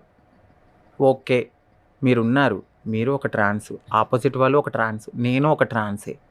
నేను కమ్యూనిటీలో లేకుండా ఉన్నానా, పోనీ నైతిక విలువలు ఏమైనా పోయినాయా? మనల్ని మార్చుకునే తరుణంలో 100% సెక్స్ వర్క్ అనేది చేస్తారు. చేసిన వాళ్ళు కూడా ముంబైలోను హైదరాబాద్లోను చేస్తున్న వాళ్ళే. సో నేనేం పెద్ద పాపం ఏం చేయలేదే. మరి మీరే చెప్తారు LGBTQI అనే ఒక కేటగిరీలో వీళ్ళందరూ ఎందుకు రారు? ఖచ్చితంగా అందరూ వస్తారు. సో నువ్వు మరి అలాంటప్పుడు యాక్టివిస్ట్గా ఎందుకు రిప్రజెంట్ చేస్తున్నావు? నేను మాట్లాడే క్వశ్చన్ అది.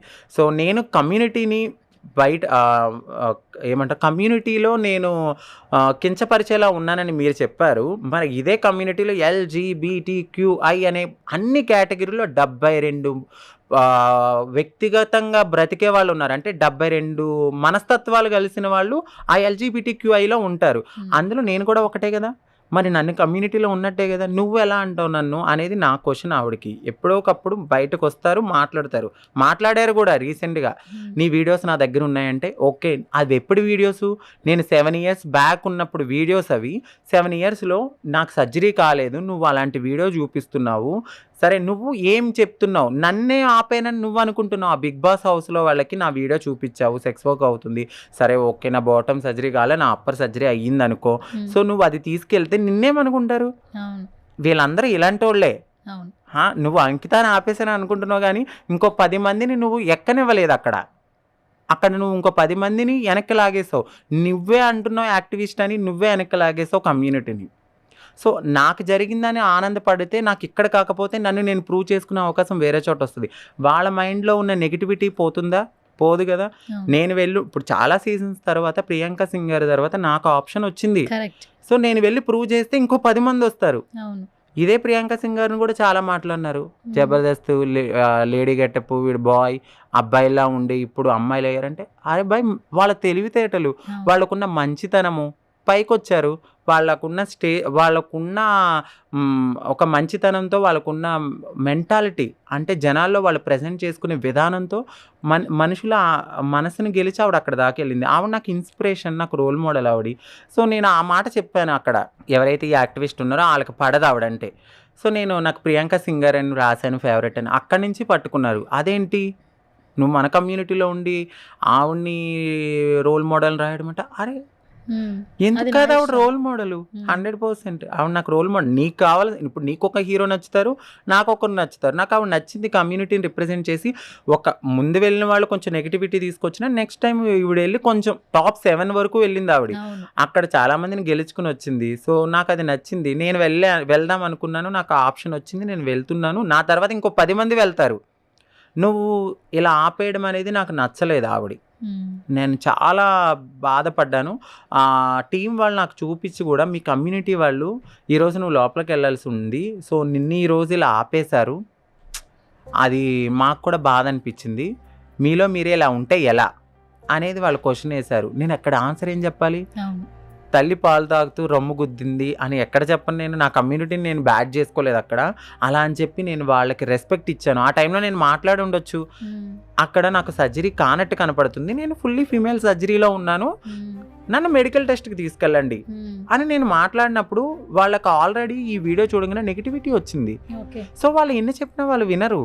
సో నన్ను నేను గరిచేసి, లేకపోతే ఇంకా మా కమ్యూనిటీని బ్యాడ్ చేసేసి, నేను ఏదో క్లాప్స్ కొట్టేసి మమ్మల్ని ఎందుకు తీసుకొచ్చారు, ఈ 2 రోజులు నా టైం వేస్ట్, నా మనీ వేస్ట్, నేను షాపింగ్ చేసుకున్నానని నేను ఎక్కడ ఏం మాట్లాడలా.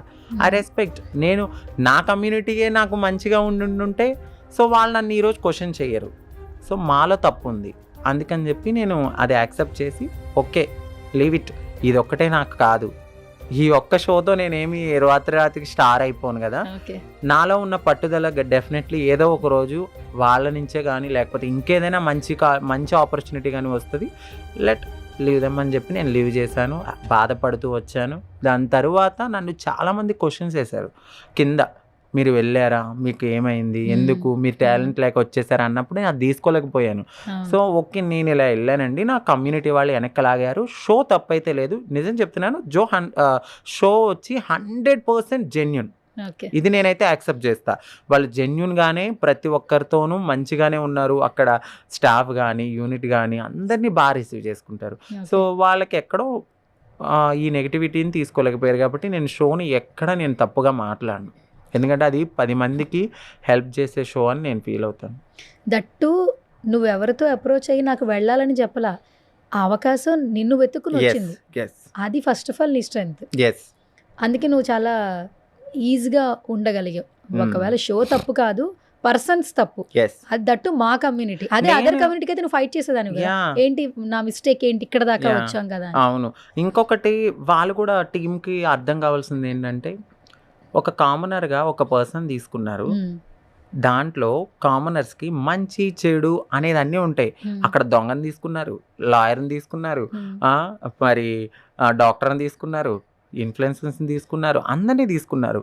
మరి ఇదే కామన్ మ్యాన్ పరిధిలో అన్నీ చేసిన ఒక ట్రాన్స్ ఖచ్చితంగా ఉండొచ్చు. వాళ్ళకి ఒక పాస్ట్ ఉంటుంది. ఈ పాస్ట్ వల్ల వాళ్ళకి రిఫ్లెక్ట్ అవ్వాలని ఏం లేదు కదా. సో నువ్వు నన్ను ఇప్పుడు టెస్ట్ చేస్తే మెడికల్గా నేను అమ్మాయిగా ప్రూవ్ కాకపోతే నువ్వు పంపాలి.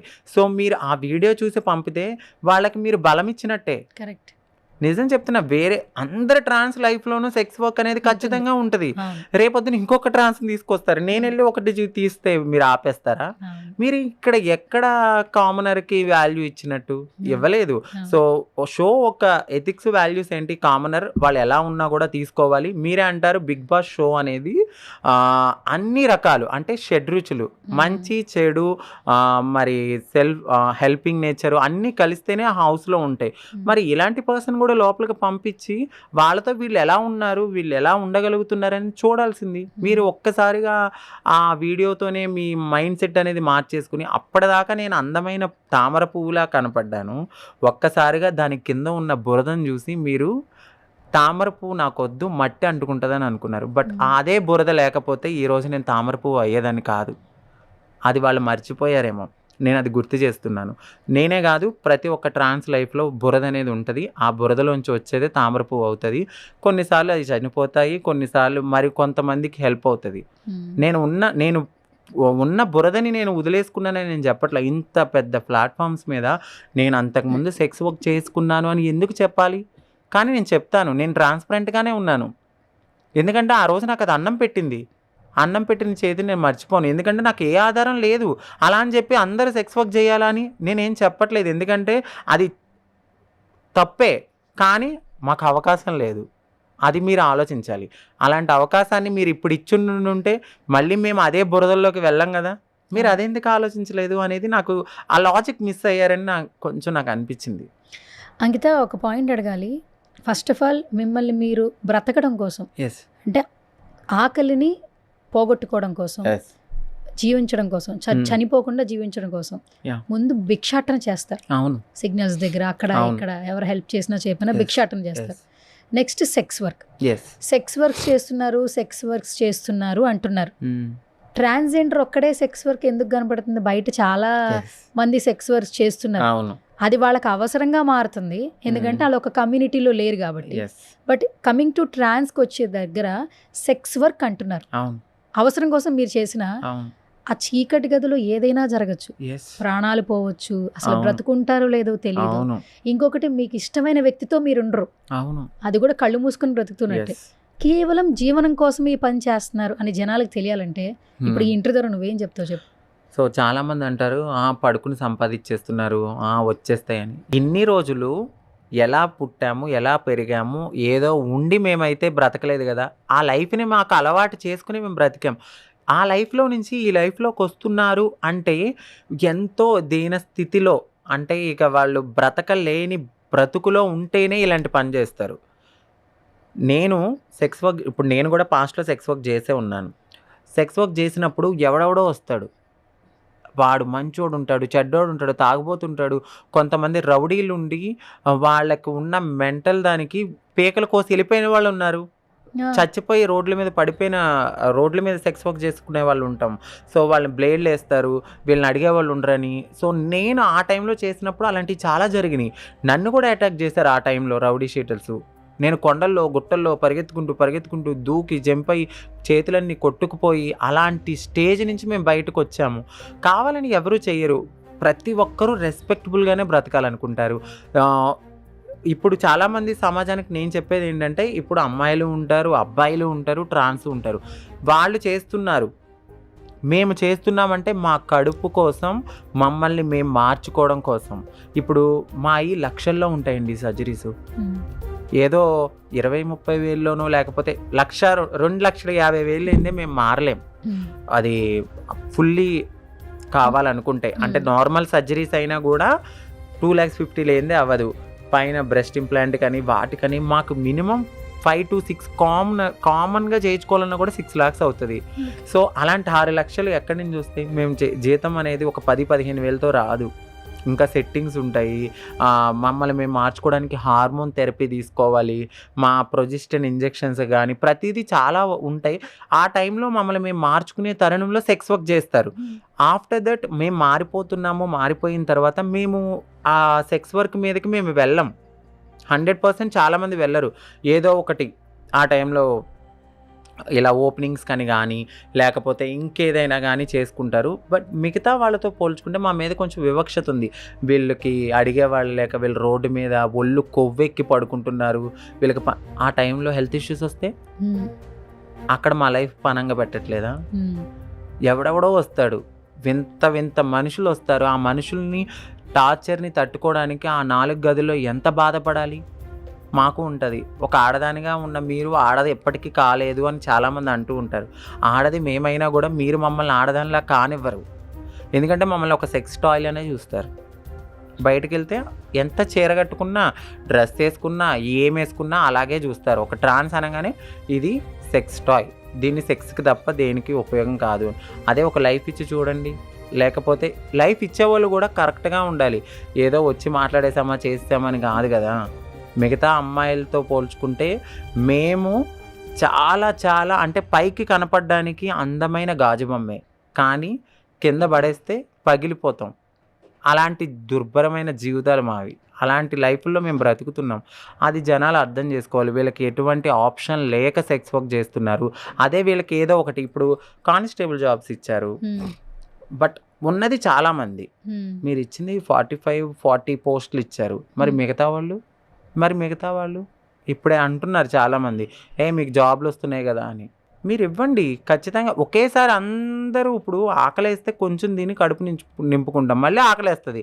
అట్లనే మాకు కూడా అంతే. మీరు ఒక 40 పోస్టులు ఇచ్చారు కదా అని మిగతా వాళ్ళందరినీ కూడా ఇంకెక్కడికి వెళ్ళి బ్రతకాలి? అదొక్కటే మాకు ఆధారం. సెక్స్ వర్క్, భిక్షాటన ఇదొక్కటే. సో స్లోగా కమ్యూనిటీలో కూడా చేంజెస్ వస్తున్నాయి. మాకు కూడా సెల్ఫ్ ఐడెంటిటీ కావాలని, చేయి చాచాలని, ఎవరెవరి దగ్గర అడగాలని ఎవరికీ ఉండదు. అది తెలుసుకుంటే బాగుంటుంది. బట్ మా మీదే ఉంటుంది, వీళ్ళు సెక్స్ వర్క్ చేస్తారు ఈజీ మనీ కోసం, మరి వీళ్ళు ఇంతే, వీళ్ళ జీవితాలు ఇంతే, వీళ్ళు మారరు అని.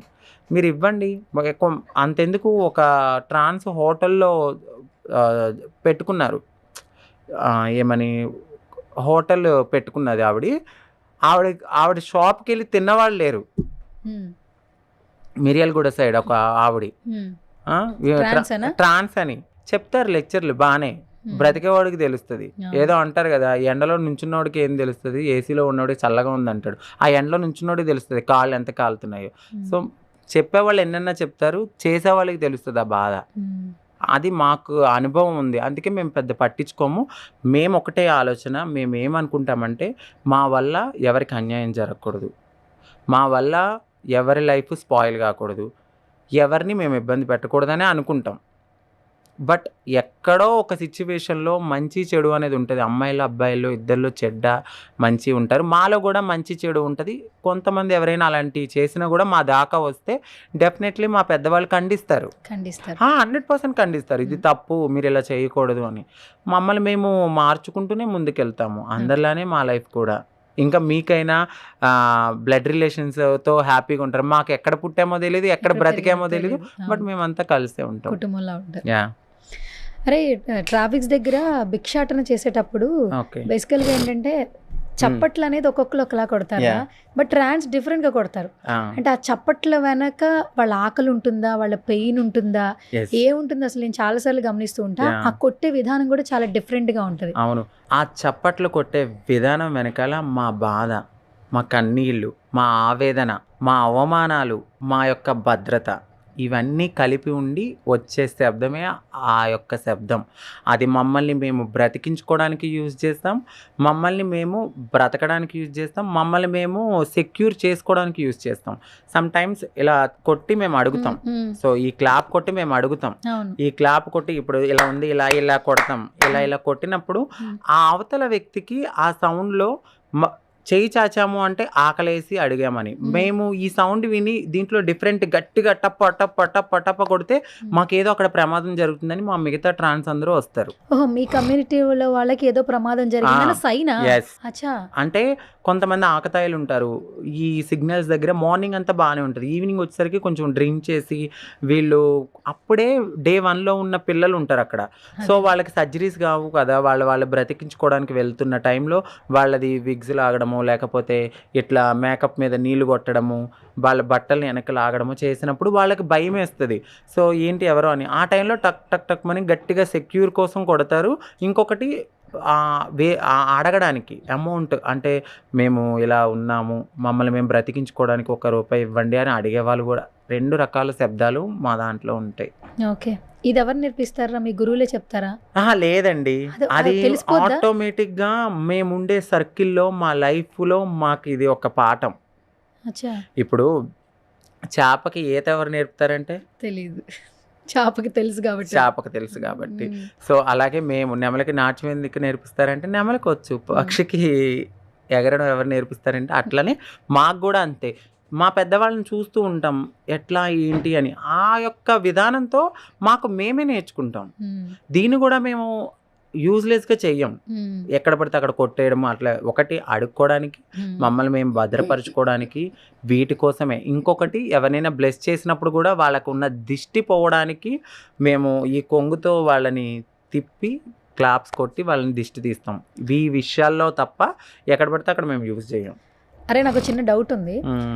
ట్రాన్స్ దిష్టి తీసిన, షాప్ ఓపెనింగ్ చేసేటప్పుడు వాళ్ళు పిలిచి గుమ్మడికాయ కొట్టిన చాలా మంచి జరిగిద్ది అని అంటారు. మనం మామూలుగా ఏంటి, మనం ఎప్పుడైనా మంచి పని చేసేటప్పుడు వినాయకుడిని ముందు పెట్టుకుని దండం పెట్టుకోవాలి, లేదా ఇంట్లో పెద్దవాళ్ళు బ్లెస్సింగ్స్ తీసుకుని ముందుకెళ్తుంటాం. బట్ ట్రాన్స్ని నిజంగా నమ్మి ఆ రూపాయి కాయిన్తో కొంగుతో దిష్టి తీస్తే వాళ్ళ జీవితంలో నిజంగానే మార్పులు వస్తాయి అంటున్నారు. ఇది ఎంతవరకు నమ్మొచ్చు? నిజమే ఇది. ఎందుకు అంటే శ్రీరాముడు కాలంలోనే ఒక సామెత ఉంది. శ్రీరాముడు వనవాసానికి వెళ్తున్నప్పుడు ఆయన్ని వీడ్కోలు పలుకుతూ అమ్మాయిలు అబ్బాయిలతో పాటు కొంతమంది థర్డ్ జెండర్స్ కూడా వెళ్ళారు. సో వెళ్ళినప్పుడు శ్రీరాముడు ఏం చెప్పాడు అంటే అందరూ వెనక్కి వెళ్ళిపోండి, అమ్మాయిలు అబ్బాయిలు అని అంటాడు. బట్ అక్కడ అమ్మాయిలు అబ్బాయిలు అన్నాడు. బట్ మేము కూడా ఉన్నాం, మా కేటగిరీని అక్కడ ఉండదు, చెప్పరు. అమ్మాయిలు అబ్బాయిలు అనేసరికి అందరూ వెళ్ళిపోతారు. బట్ శ్రీరాముడు వనవాసం చేసి తర్వాత మళ్ళీ అన్నేళ్ల తర్వాత మళ్ళీ రిటర్న్ వస్తున్నప్పుడు మేము ఎదురవుతాం అక్కడ ట్రాన్స్ కమ్యూనిటీ వాళ్ళు. సో ఎదురైనప్పుడు మీరేంటి ఇక్కడ ఉన్నారంటే మీరు అమ్మాయిల్ని అబ్బాయిల్ని వెళ్ళమన్నారు, మమ్మల్ని మాత్రం చెప్పలేదు కదా అని శ్రీరాముడితో మా కమ్యూనిటీ కిన్నెరలు అక్కడ సమాధానం ఇచ్చినప్పుడు ఆయన ఒక మాట అంటారు, ఇన్నాళ్ళ నుంచి నా మాట కోసం మీరు ఎదురు చూశారు కాబట్టి మీరు ఏ మాట అయితే పలుకుతారో ఆ మాట మీకు తక్షణం సమర్పయం అవ్వనుగాక అని చెప్పి ఆయన ఒక బ్లెస్సింగ్స్ అనేది ఇచ్చాడు ఆ కాలంలో. అది మాకు ఈ నాలుక మీద ఆయన ఇచ్చిన వాగ్దానంతో మేము ఏదన్నా కూడా జరుగుతుందని ఈ ప్రజల్లో ఒక నమ్మకం, మాకు ఒక నమ్మకం. అవునా? ఎస్, 100%. మీరు పురాణంలో కూడా చూస్తే ఈ యొక్క వాక్యం ఉంటుంది 100%. ఓకే. సో అంకిత, మొత్తం అంతా జర్నీ ఎమోషనల్ గా ఉంది కాబట్టి ఒక చిన్న ఫన్ రౌండ్ క్రియేట్ చేద్దాము. అంటే నీలో ఉన్నటువంటి ఆ సరదా ఏమన్నా కొంచెం నా క్వశ్చన్స్ కి ఏమైనా కనెక్ట్ అయిద్దాం చూద్దాం, ఎట్లా సరదాగా ఉంటావు అని చెప్పి. ఎస్. సో ఫస్ట్ క్వశ్చన్, ఈ కాలర్ ట్యూన్ శీతాకాలం ఏంటి అసలు? ఫస్ట్ ఆ క్వాలిటీ నుంచి స్టార్ట్ చేద్దాము. ఏంటి లిరిక్స్ నచ్చి పెట్టుకున్నావా, లేదంటే ఆ పాట బాగా ఇష్టం? అందులో ఏది చెప్పాలా? అసలు అది ఉందని నాకు ఇప్పుడు దాకా కూడా తెలీదు. అదేంటి రా, అంటే ఏదో క్యాజువల్ గా పెట్టేసుకున్నావా? అంటే మా ఇంట్లో సాయి అని మా అబ్బాయి ఉంటాడు, సో తను మేబీ పెట్టుండొచ్చు, నాకు కూడా తెలీదు. మీరు చెప్పే వరకు అది నా టోన్ అని. అంకిత అని డిస్క్రైబ్ చేయాలంటే ఎలా చేస్తావు? సో నేను క్యాజువల్గా ఎప్పుడు నన్ను నేను ఎలా ఫీల్ అవుతానంటే, ఇది నేను 100% చెప్తాను, ఎక్కడైనా చెప్తాను ఇది. నేను ఒక గొంగల పురుగు లాంటి నా జీవితాన్ని అందమైన సీతాకోక చిలుకగా మార్చుకునే ప్రయాణంలో ఈ అంకిత అనేది ఒక అట్లా వెళ్ళింది. ఏంటి అసలు అంకిత అని ఎలా పెట్టుకోవాలనిపించింది? నాకు చిన్నప్పటి నుంచి ఇష్టం అనమాట. మా ఇంటి దగ్గర అనిత అని మా ఫ్రెండ్ ఉండేది. అనిత అన్నప్పుడు నన్ను నాయుడు అనేది, నువ్వు నన్ను నాయుడు అనొద్దు, నాకు ఒక పేరు పెట్టుకుంటానని చెప్పి అనుకుని అప్పటికప్పుడు ఆన్ ది స్పాట్ నన్ను అంకిత అని పిలువ అనేదాన్ని. అబ్బాయి అమ్మాయిని ఎలా పిలుస్తారని తెలియని ఏజ్ అది. ఆ ఏజ్లో అప్పుడు వచ్చిన నేమ్ అది. అది నాకు నేను ఎప్పటికైనా మారితే నేను పెట్టుకున్న పేరు నాకు ఒక మంచి నేమ్ తీసుకురావాలి అని అనుకున్నాను. చూడడానికి కూడా అందంగా ఉండాలి, యూనిక్ గా ఉండాలి నేము. చాలా మంది ట్రాన్స్ రంభా, ఊర్వశి, నేను కొంచెం యూనిక్ గా పెట్టుకున్నాను, అమ్మాయి లాగా ఉండాలి. నువ్వు మార్నింగ్ పర్సనా నైట్ పర్సనా? నేనా నైటే. ఎన్నింటికి లేస్తావు అసలు? మార్నింగ్ 12-1. నైట్ పర్సనే, వద్దులే, నైట్ పర్సనే. ఓకే. వంట బాగా వచ్చా? చాలా. ఏది బాగా చేస్తావు? అన్నీ వండుతాను. ఇన్స్టాగ్రామ్ లో ఇంతమంది ఫాలోవర్స్, ఇట్స్ లైక్ స్ట్రెంగ్త్ ఇప్పుడు రైట్ నో ఫాలోవర్స్ అనేది. దీన్ని ఎలా చూస్తావు నువ్వు? అంటే మార్నింగ్ లేవగానే అందరూ ఇప్పుడు ఫోన్ ఆన్ చేసి ఇన్స్టాగ్రామ్ చూసుకుంటారు, నువ్వేం చేస్తావు? నేను నిజం చెప్పాలంటే నేను వీడియో చేశానా, యాక్టివ్గా ఉన్నానా సోషల్ మీడియాలో అనుకుంటాను. అంతేగాని ఫాలోవర్స్ పెరిగారా తగ్గారా నేను ఇదంతా చూడను. నిజంగా మనం ఒక ట్రాన్స్పరెంట్గా ఉంటే మనల్ని ఇష్టపడే వాళ్ళు మనల్ని అలాగే ఇష్టపడతారు. సో నేను అది ఎక్కువ బిలీవ్ చేస్తాను. ఎంతమంది పెరిగారు ఏంటి, నేను వ్యూస్ వచ్చినాయా ఇవన్నీ చూడను. జెన్యున్గా నేను ఎలా ఉన్నానో అదే చూపిస్తాను. సమ్ టైమ్స్ నచ్చిన వాళ్ళు నచ్చిందంటారు, లేకపోతే లేదు. అదే జీవితం కాదు నాకు. సో నాకు ఇది ఒక ఏమంటారు ఊరట, అంటే మైండ్ రిలాక్సేషన్ కోసమే నేను ఆ సోషల్ మీడియాలో ఎక్కువ ఉంటాను తప్ప అది కూడా మోరోవర్ ఎక్కువ ఉండను. మా యూట్యూబ్ గురించి కానీ లేకపోతే కంటెంట్ గురించి కానీ. నాకు ఇల్లు బాగా సర్దుకోవడం చాలా ఇష్టం, అందుకే నీ వీడియోస్లో అంతా దాని గురించి చెప్తుంటా. ఇల్లు నాకు ఈశాన్యమూల ఏం పెట్టుకోవాలి, లేకపోతే దిష్టి గుమ్మడికాయ ఏ టైంలో కట్టుకుంటే మంచిది, స్పటిక ఎన్ని జాతకాలు బాగా నమ్ముతావా? అంటే జాతకాల కన్నా కొన్ని ఉంటాయండి, గ్రహాలు నమ్ముతావా? అంటే కొన్ని జరుగుతాయి. మన రాశి ఫలాలను బట్టి నిజంగానే కొన్ని అంటే అలా అని చెప్పి ఏదో చెయ్యిచ్చేసి వాడు మన జీవితాన్ని మార్చేస్తాడు అంటే అది రాంగ్. మన జీవితాన్ని మార్చేలా ఉంటే ఆయన ఎందుకు జాతకాలు చెప్తారు? ఆయన జీవితాన్ని మార్చుకుంటాడా? సో నేను అది కాదు, ఒక పురాతనం నుంచి కొన్ని నమ్ముతాను అనమాట. మా కమ్యూనిటీ వాళ్ళ దగ్గర నుంచి నేర్చుకున్నాయి. దిష్టి తీసుకోవడంలో కానీ, హౌస్కి మనము వైబ్స్ అనేది మంగళవారము లేకపోతే శుక్రవారం పూట సాంబ్రాణి పొగ వేసుకుంటే నెగిటివిటీ పోతుందని కానీ, ఈశాన్య మూల వాటర్ పెట్టుకుని సో దాంట్లో ఒక కాయిన్ వేసుకుని ఆ యొక్క ఇంట్లో ఉండే నరదిష్టి కానీ అమౌంట్ పరంగా కానీ ఇలాంటివన్నీ నేను కొన్ని బిలీవ్ చేస్తాను. ఓకే. సో నీలో స్పిరిచువాలిటీ పర్సన్ ఎంత పర్సెంటేజ్ ఉంది? అంటే ఒక 100%లో నువ్వు ఎంత స్పిరిచువాలిటీ పర్సన్? నాకు బాగా ఇష్టమైన దేవుడు అంటే నాకు లక్ష్మీదేవి అంటే చాలా ఇష్టం. లక్ష్మీదేవి నేను బాగా చేస్తా ఎప్పుడు వరలక్ష్మి వ్రతం. మొన్న చేయలేదు, బట్ నాకు లక్ష్మీదేవిని బాగా పూజించడం అంటే చాలా ఇష్టం. ఓకే. బేసిక్గా అమ్మాయిలా మారిపోయావు అంటే మొత్తం అంతా యాజ్ ఎ ఫీమేల్. ఇప్పుడు చాలా వరకు సినిమా ఇండస్ట్రీలో కూడా వెల్కమింగ్ చేస్తున్నారు క్యారెక్టర్స్ వస్తే. ఏంటి ఇన్ ఫ్యూచర్ ఏమైనా ఒక మంచి ఫీమేల్ సెంట్రిక్ ఫిలిమ్స్లో ఒక వెయిట్ ఉన్న క్యారెక్టర్, ఫీమేల్ ఎంపవర్మెంట్ని ప్రొజెక్ట్ చేసే క్యారెక్టర్ వస్తే సిల్వర్ స్క్రీన్లో వచ్చే అవకాశాలు ఉన్నాయి? యాక్టర్గా ఏమైనా నువ్వు జర్నీ స్టార్ట్ చేయగలవా? Yeah, definitely. నాకు ఇష్టం ఉంది. ఏదైనా ఒకసారి ఇది అని అంటే దాని గురించి నేను బాగా అవగాహన తెచ్చుకుని దాని మీద నేను చేస్తాను అనమాట. సో 100% నేను యాప్ట్ అనుకున్న దాని గురించి కూడా చేస్తాను. అట్లనే నాకు కొన్ని ఫోక్ సాంగ్స్, ఈ బోనాల్ సాంగ్స్ మీద కూడా. నువ్వు డాన్స్ బాగా చేస్తావు కదా, మరి బోనాలు స్టార్ట్ చేయొచ్చు కదా? అదే దాని గురించి ఇప్పుడు గ్రౌండ్ వర్క్ జరుగుతుంది, చెయ్యాలి. సో సాంగ్ కూడా వినాలి, అవుతుందంట. అది కూడా బాగుంటే ఆ యొక్క నాకు అది బాగా నచ్చి నాకు అది ప్లస్ అవుతుంది, వాళ్ళకి ప్లస్ అవుతుంది అనుకుంటే డెఫినెట్లీ అది చేస్తా. 100% నాకు ఇష్టం ఉంది కాబట్టి నేను ఈ ముందుకి నడుచుకుంటూ ఈ టీవీ రంగం వైపు నడిచి అట్లా సిల్వర్ స్క్రీన్కి వెళ్తానేమో అనుకుని ముందుకు వెళ్తున్నాను. ఓకే. సో ఫైనల్గా నీకు ఇప్పటి వరకు యూట్యూబ్లో చాలా వీడియోస్ చేసావు కదా, ఇప్పుడు వీడియోస్ ఏంటంటే ఈ వీడియో బాగా వెళ్ళింది రెవెన్యూ అట్లా వస్తుంటుంది. సో నీ మొత్తం పర్సనల్ పేజ్లో బాగా వెళ్ళిన వీడియో, దానికి వచ్చిన రెవెన్యూ ఎంత? నాకు బాగా నా గోల్డ్ చూపించినప్పుడు చాలా ఎక్కువ, అసలు యూట్యూబ్ నుంచి ఇన్ని డబ్బులు వస్తాయా అని నాకు అప్పుడే తెలిసింది. మినిమం నాకు ఆ ఒక్క వీడియోతో నాకు తెలిసి 1.25 అంటే 1,25,000 వచ్చినాయి నాకు ఆ వీడియోకి. ఆ ఒక్క వీడియోకి అది కూడా నాకు గోల్డ్ చూపించిన దానికి. దాని తర్వాత చిన్నగా వచ్చినాయి 60, 80, 40, 35 అట్లా కూడా వచ్చినాయి. ఈ వీడియోకి 1,25,000 దాకా వచ్చింది. దగ్గర ఆ వీడియో వచ్చి 4 million పైన వెళ్ళింది. వాచింగ్ అవర్స్ కూడా చాలా బాగా వెళ్ళింది. అప్పుడు తెలిసింది నాకు యూట్యూబ్ నుంచి ఇంత ఇన్కమ్ వస్తుందా అని. బాగా వచ్చింది. సో ఇప్పుడు ఇంకొక నెక్స్ట్ స్టెప్ అనుకోవచ్చు, ఆల్మోస్ట్ అంతా ఓవర్కమ్ అయిపోయావు. సోషల్ మీడియాలో కూడా చాలా మట్టుకు అంత పాజిటివ్ కమెంట్స్. నువ్వు ఏ వీడియో పెట్టినా, మొన్న పూజ ఫోటో పెట్టినా, ఏది పెట్టినా కూడా అందరూ మంచిగా లవ్ నైతే ఇస్తూ ఉన్నారు. వాట్ నెక్స్ట్, ఏం చేస్తావు అంకిత నెక్స్ట్? మాకు ఎలా కనిపించబోతున్నావు? వీడియోస్ చేయమని చాలా మంది కమెంట్స్ పెడుతున్నారు, అంటే నువ్వు ఏదన్నా చేయమా కనిపించు అంటున్నారు. సో ఏంటి, ఎలా కనిపించబోతున్నావు కొత్తగా? చాలా మంది నన్ను ఒక హోమ్లీగా చూసారు ఒకప్పుడు. సో ఒక్కసారిగా నేను సెకండ్ ఇన్నింగ్స్ స్టార్ట్ చేసేసరికి కొంచెం మోడర్న్గా రావడం, నన్ను ఎక్కువ ఫాలో అయ్యేది అమ్మాయిలు. అబ్బాయిలు కన్నా నన్ను ఎక్కువ అమ్మాయిలు ఫాలో అవుతారు. అక్క చీర కట్టుకో అక్క డ్రెస్ వేసుకో అక్క అంటే. సో నేను ఏమనుకున్నానంటే నన్ను నేను మార్చుకునే తరంలో అన్నీ చూపించుకోవాలనుకుని నా సెకండ్ ఇన్నింగ్స్లో కూడా డ్రెస్సింగ్ స్టైల్ కానీ అన్నీ మార్చాను. బట్ అది కూడా ఇప్పుడు జనాలకి నచ్చింది. అక్కలా ఉండడంలో తప్పు ఏంటి అని ఒకరు పెడతారు, అక్క అలా ఉండకూడదని ఒకరు పెట్టినప్పుడు దానికి వాళ్ళే కామెంట్స్ పెట్టుకుంటూ నాకు ఒక మోటివేషన్ అయితే తీసుకొచ్చారు. నా నెక్స్ట్ ప్లాన్ అంటే వీడియోస్ నేను ఒక 2.5 months నుంచి సరిగ్గా చెయ్యట్లేదు, మానేశాను. దీని తర్వాత ఇప్పుడు నేను మళ్ళీ గ్రో అప్ అయ్యాను. సో మళ్ళీ స్టార్ట్ చేస్తున్నాను.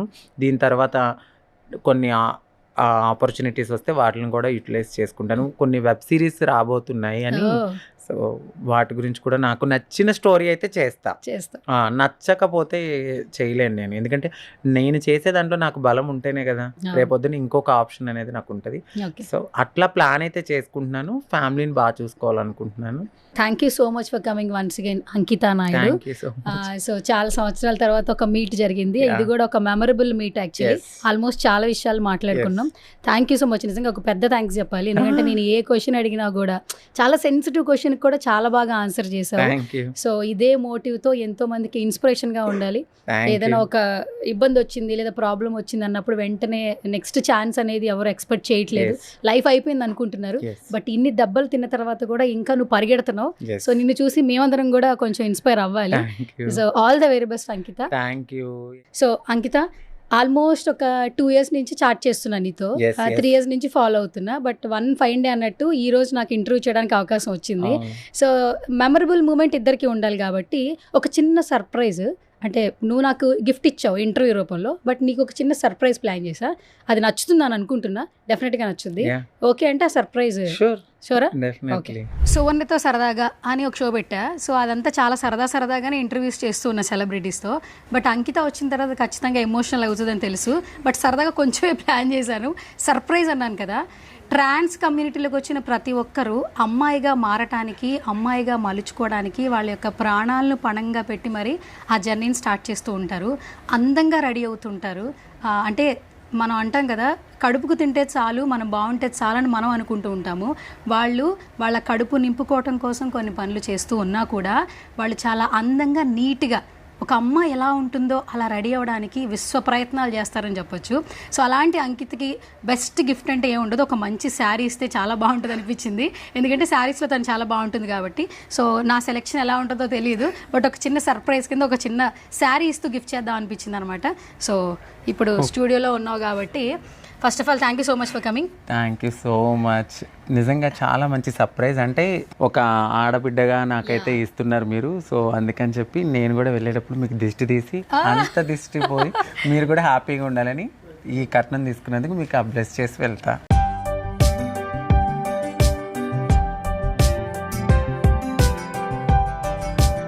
నా షోకి వచ్చినందుకు, అలాగే నన్ను గుర్తు పెట్టుకోవాలని చెప్పి నీకు ఒక మంచి శారీ అనమాట. Thank you. సో నాకైతే మీరు చీర శారీ ఇచ్చి ఆడబడుచులాగా నాకైతే మీరు ఒక మంచి లాంఛనం ఇచ్చినందుకు, మీరు కూడా ఎప్పుడు హ్యాపీగా ఉండాలి, మరింత మంచి స్టేజ్కి వెళ్ళాలని ఈ ఆడబడుచుకి నేను ఇచ్చే వదినమ్మ గిఫ్ట్ అనమాట. సో ఇది నరదిష్టి కానీ అట్లనే ఒక మంచి వైబ్ లాంటిది. సో మేము మా అమ్మవారి నుంచి మేము తీసుకునే ఒక బ్లెస్సింగ్స్ ద్వారా మీరు కూడా బాగుండాలని డెఫినెట్లీ నేనైతే మనస్ఫూర్తిగా ఈ కాయిన్ ఇస్తున్నాను. సో ఇది మీ దగ్గర పెట్టుకోండి, ఓకేనా? సో ఇది మేమైతే చాలామంది మంచి కోరడానికి ఇస్తూ ఉంటాం. సో దాని గురించి మీరు కూడా బాగుండాలని చాలా కాలం తర్వాత మీకు ఇస్తున్నాను. సో మీరు కూడా హ్యాపీగా ఉండాలి, ఎప్పుడు సంతోషంగా ఉండాలి, అష్టైశ్వర్యాలు భాగ్యాలతో ఎప్పుడు ఆ తల్లి ఆశీస్సులు ఉండాలని మనస్ఫూర్తి కోరుకుంటూ నేనైతే దిష్టి తీస్తున్నా, ఓకేనా? Okay, thank you. మరింత మంచి స్టేజ్కి వెళ్ళాలి, సరేనా? తప్పకుండా. చాలా దిస్తుంది. Thank you so much Ankita. So నేనే కాదు, నువ్వు కూడా మరిన్ని సక్సెస్లు చూడాలని మనస్ఫూర్తిగా కోరుకుంటున్నాను. సో చాలా మట్టుకు ఏంటంటే ఏదైనా ఒక ఫేస్ చేసిన తర్వాత డిప్రెషన్లోకి వెళ్ళిపోతూ ఉంటాము. నెక్స్ట్ లైఫ్ ఏంటో అర్థం కాదు, బట్ నువ్వు అన్ని ఛాలెంజెస్ని ఓవర్కమ్ చేసి ముందుకెళ్తూ ఉన్నావు. చాలా మందికి ఇన్స్పిరేషన్గా ఉండాలి, ఎస్పెషల్లీ ఫీమేల్స్కి అని చెప్పి కోరుకుంటున్నా. సో మనకు నచ్చని ఇంకా మనం చూస్ చేసుకోవద్దు. ఇక నుంచి కొత్త జర్నీ, కొత్త అంకిత కనపడాలని కోరుకుంటున్నా. Thank you. Thank you so much. Yeah.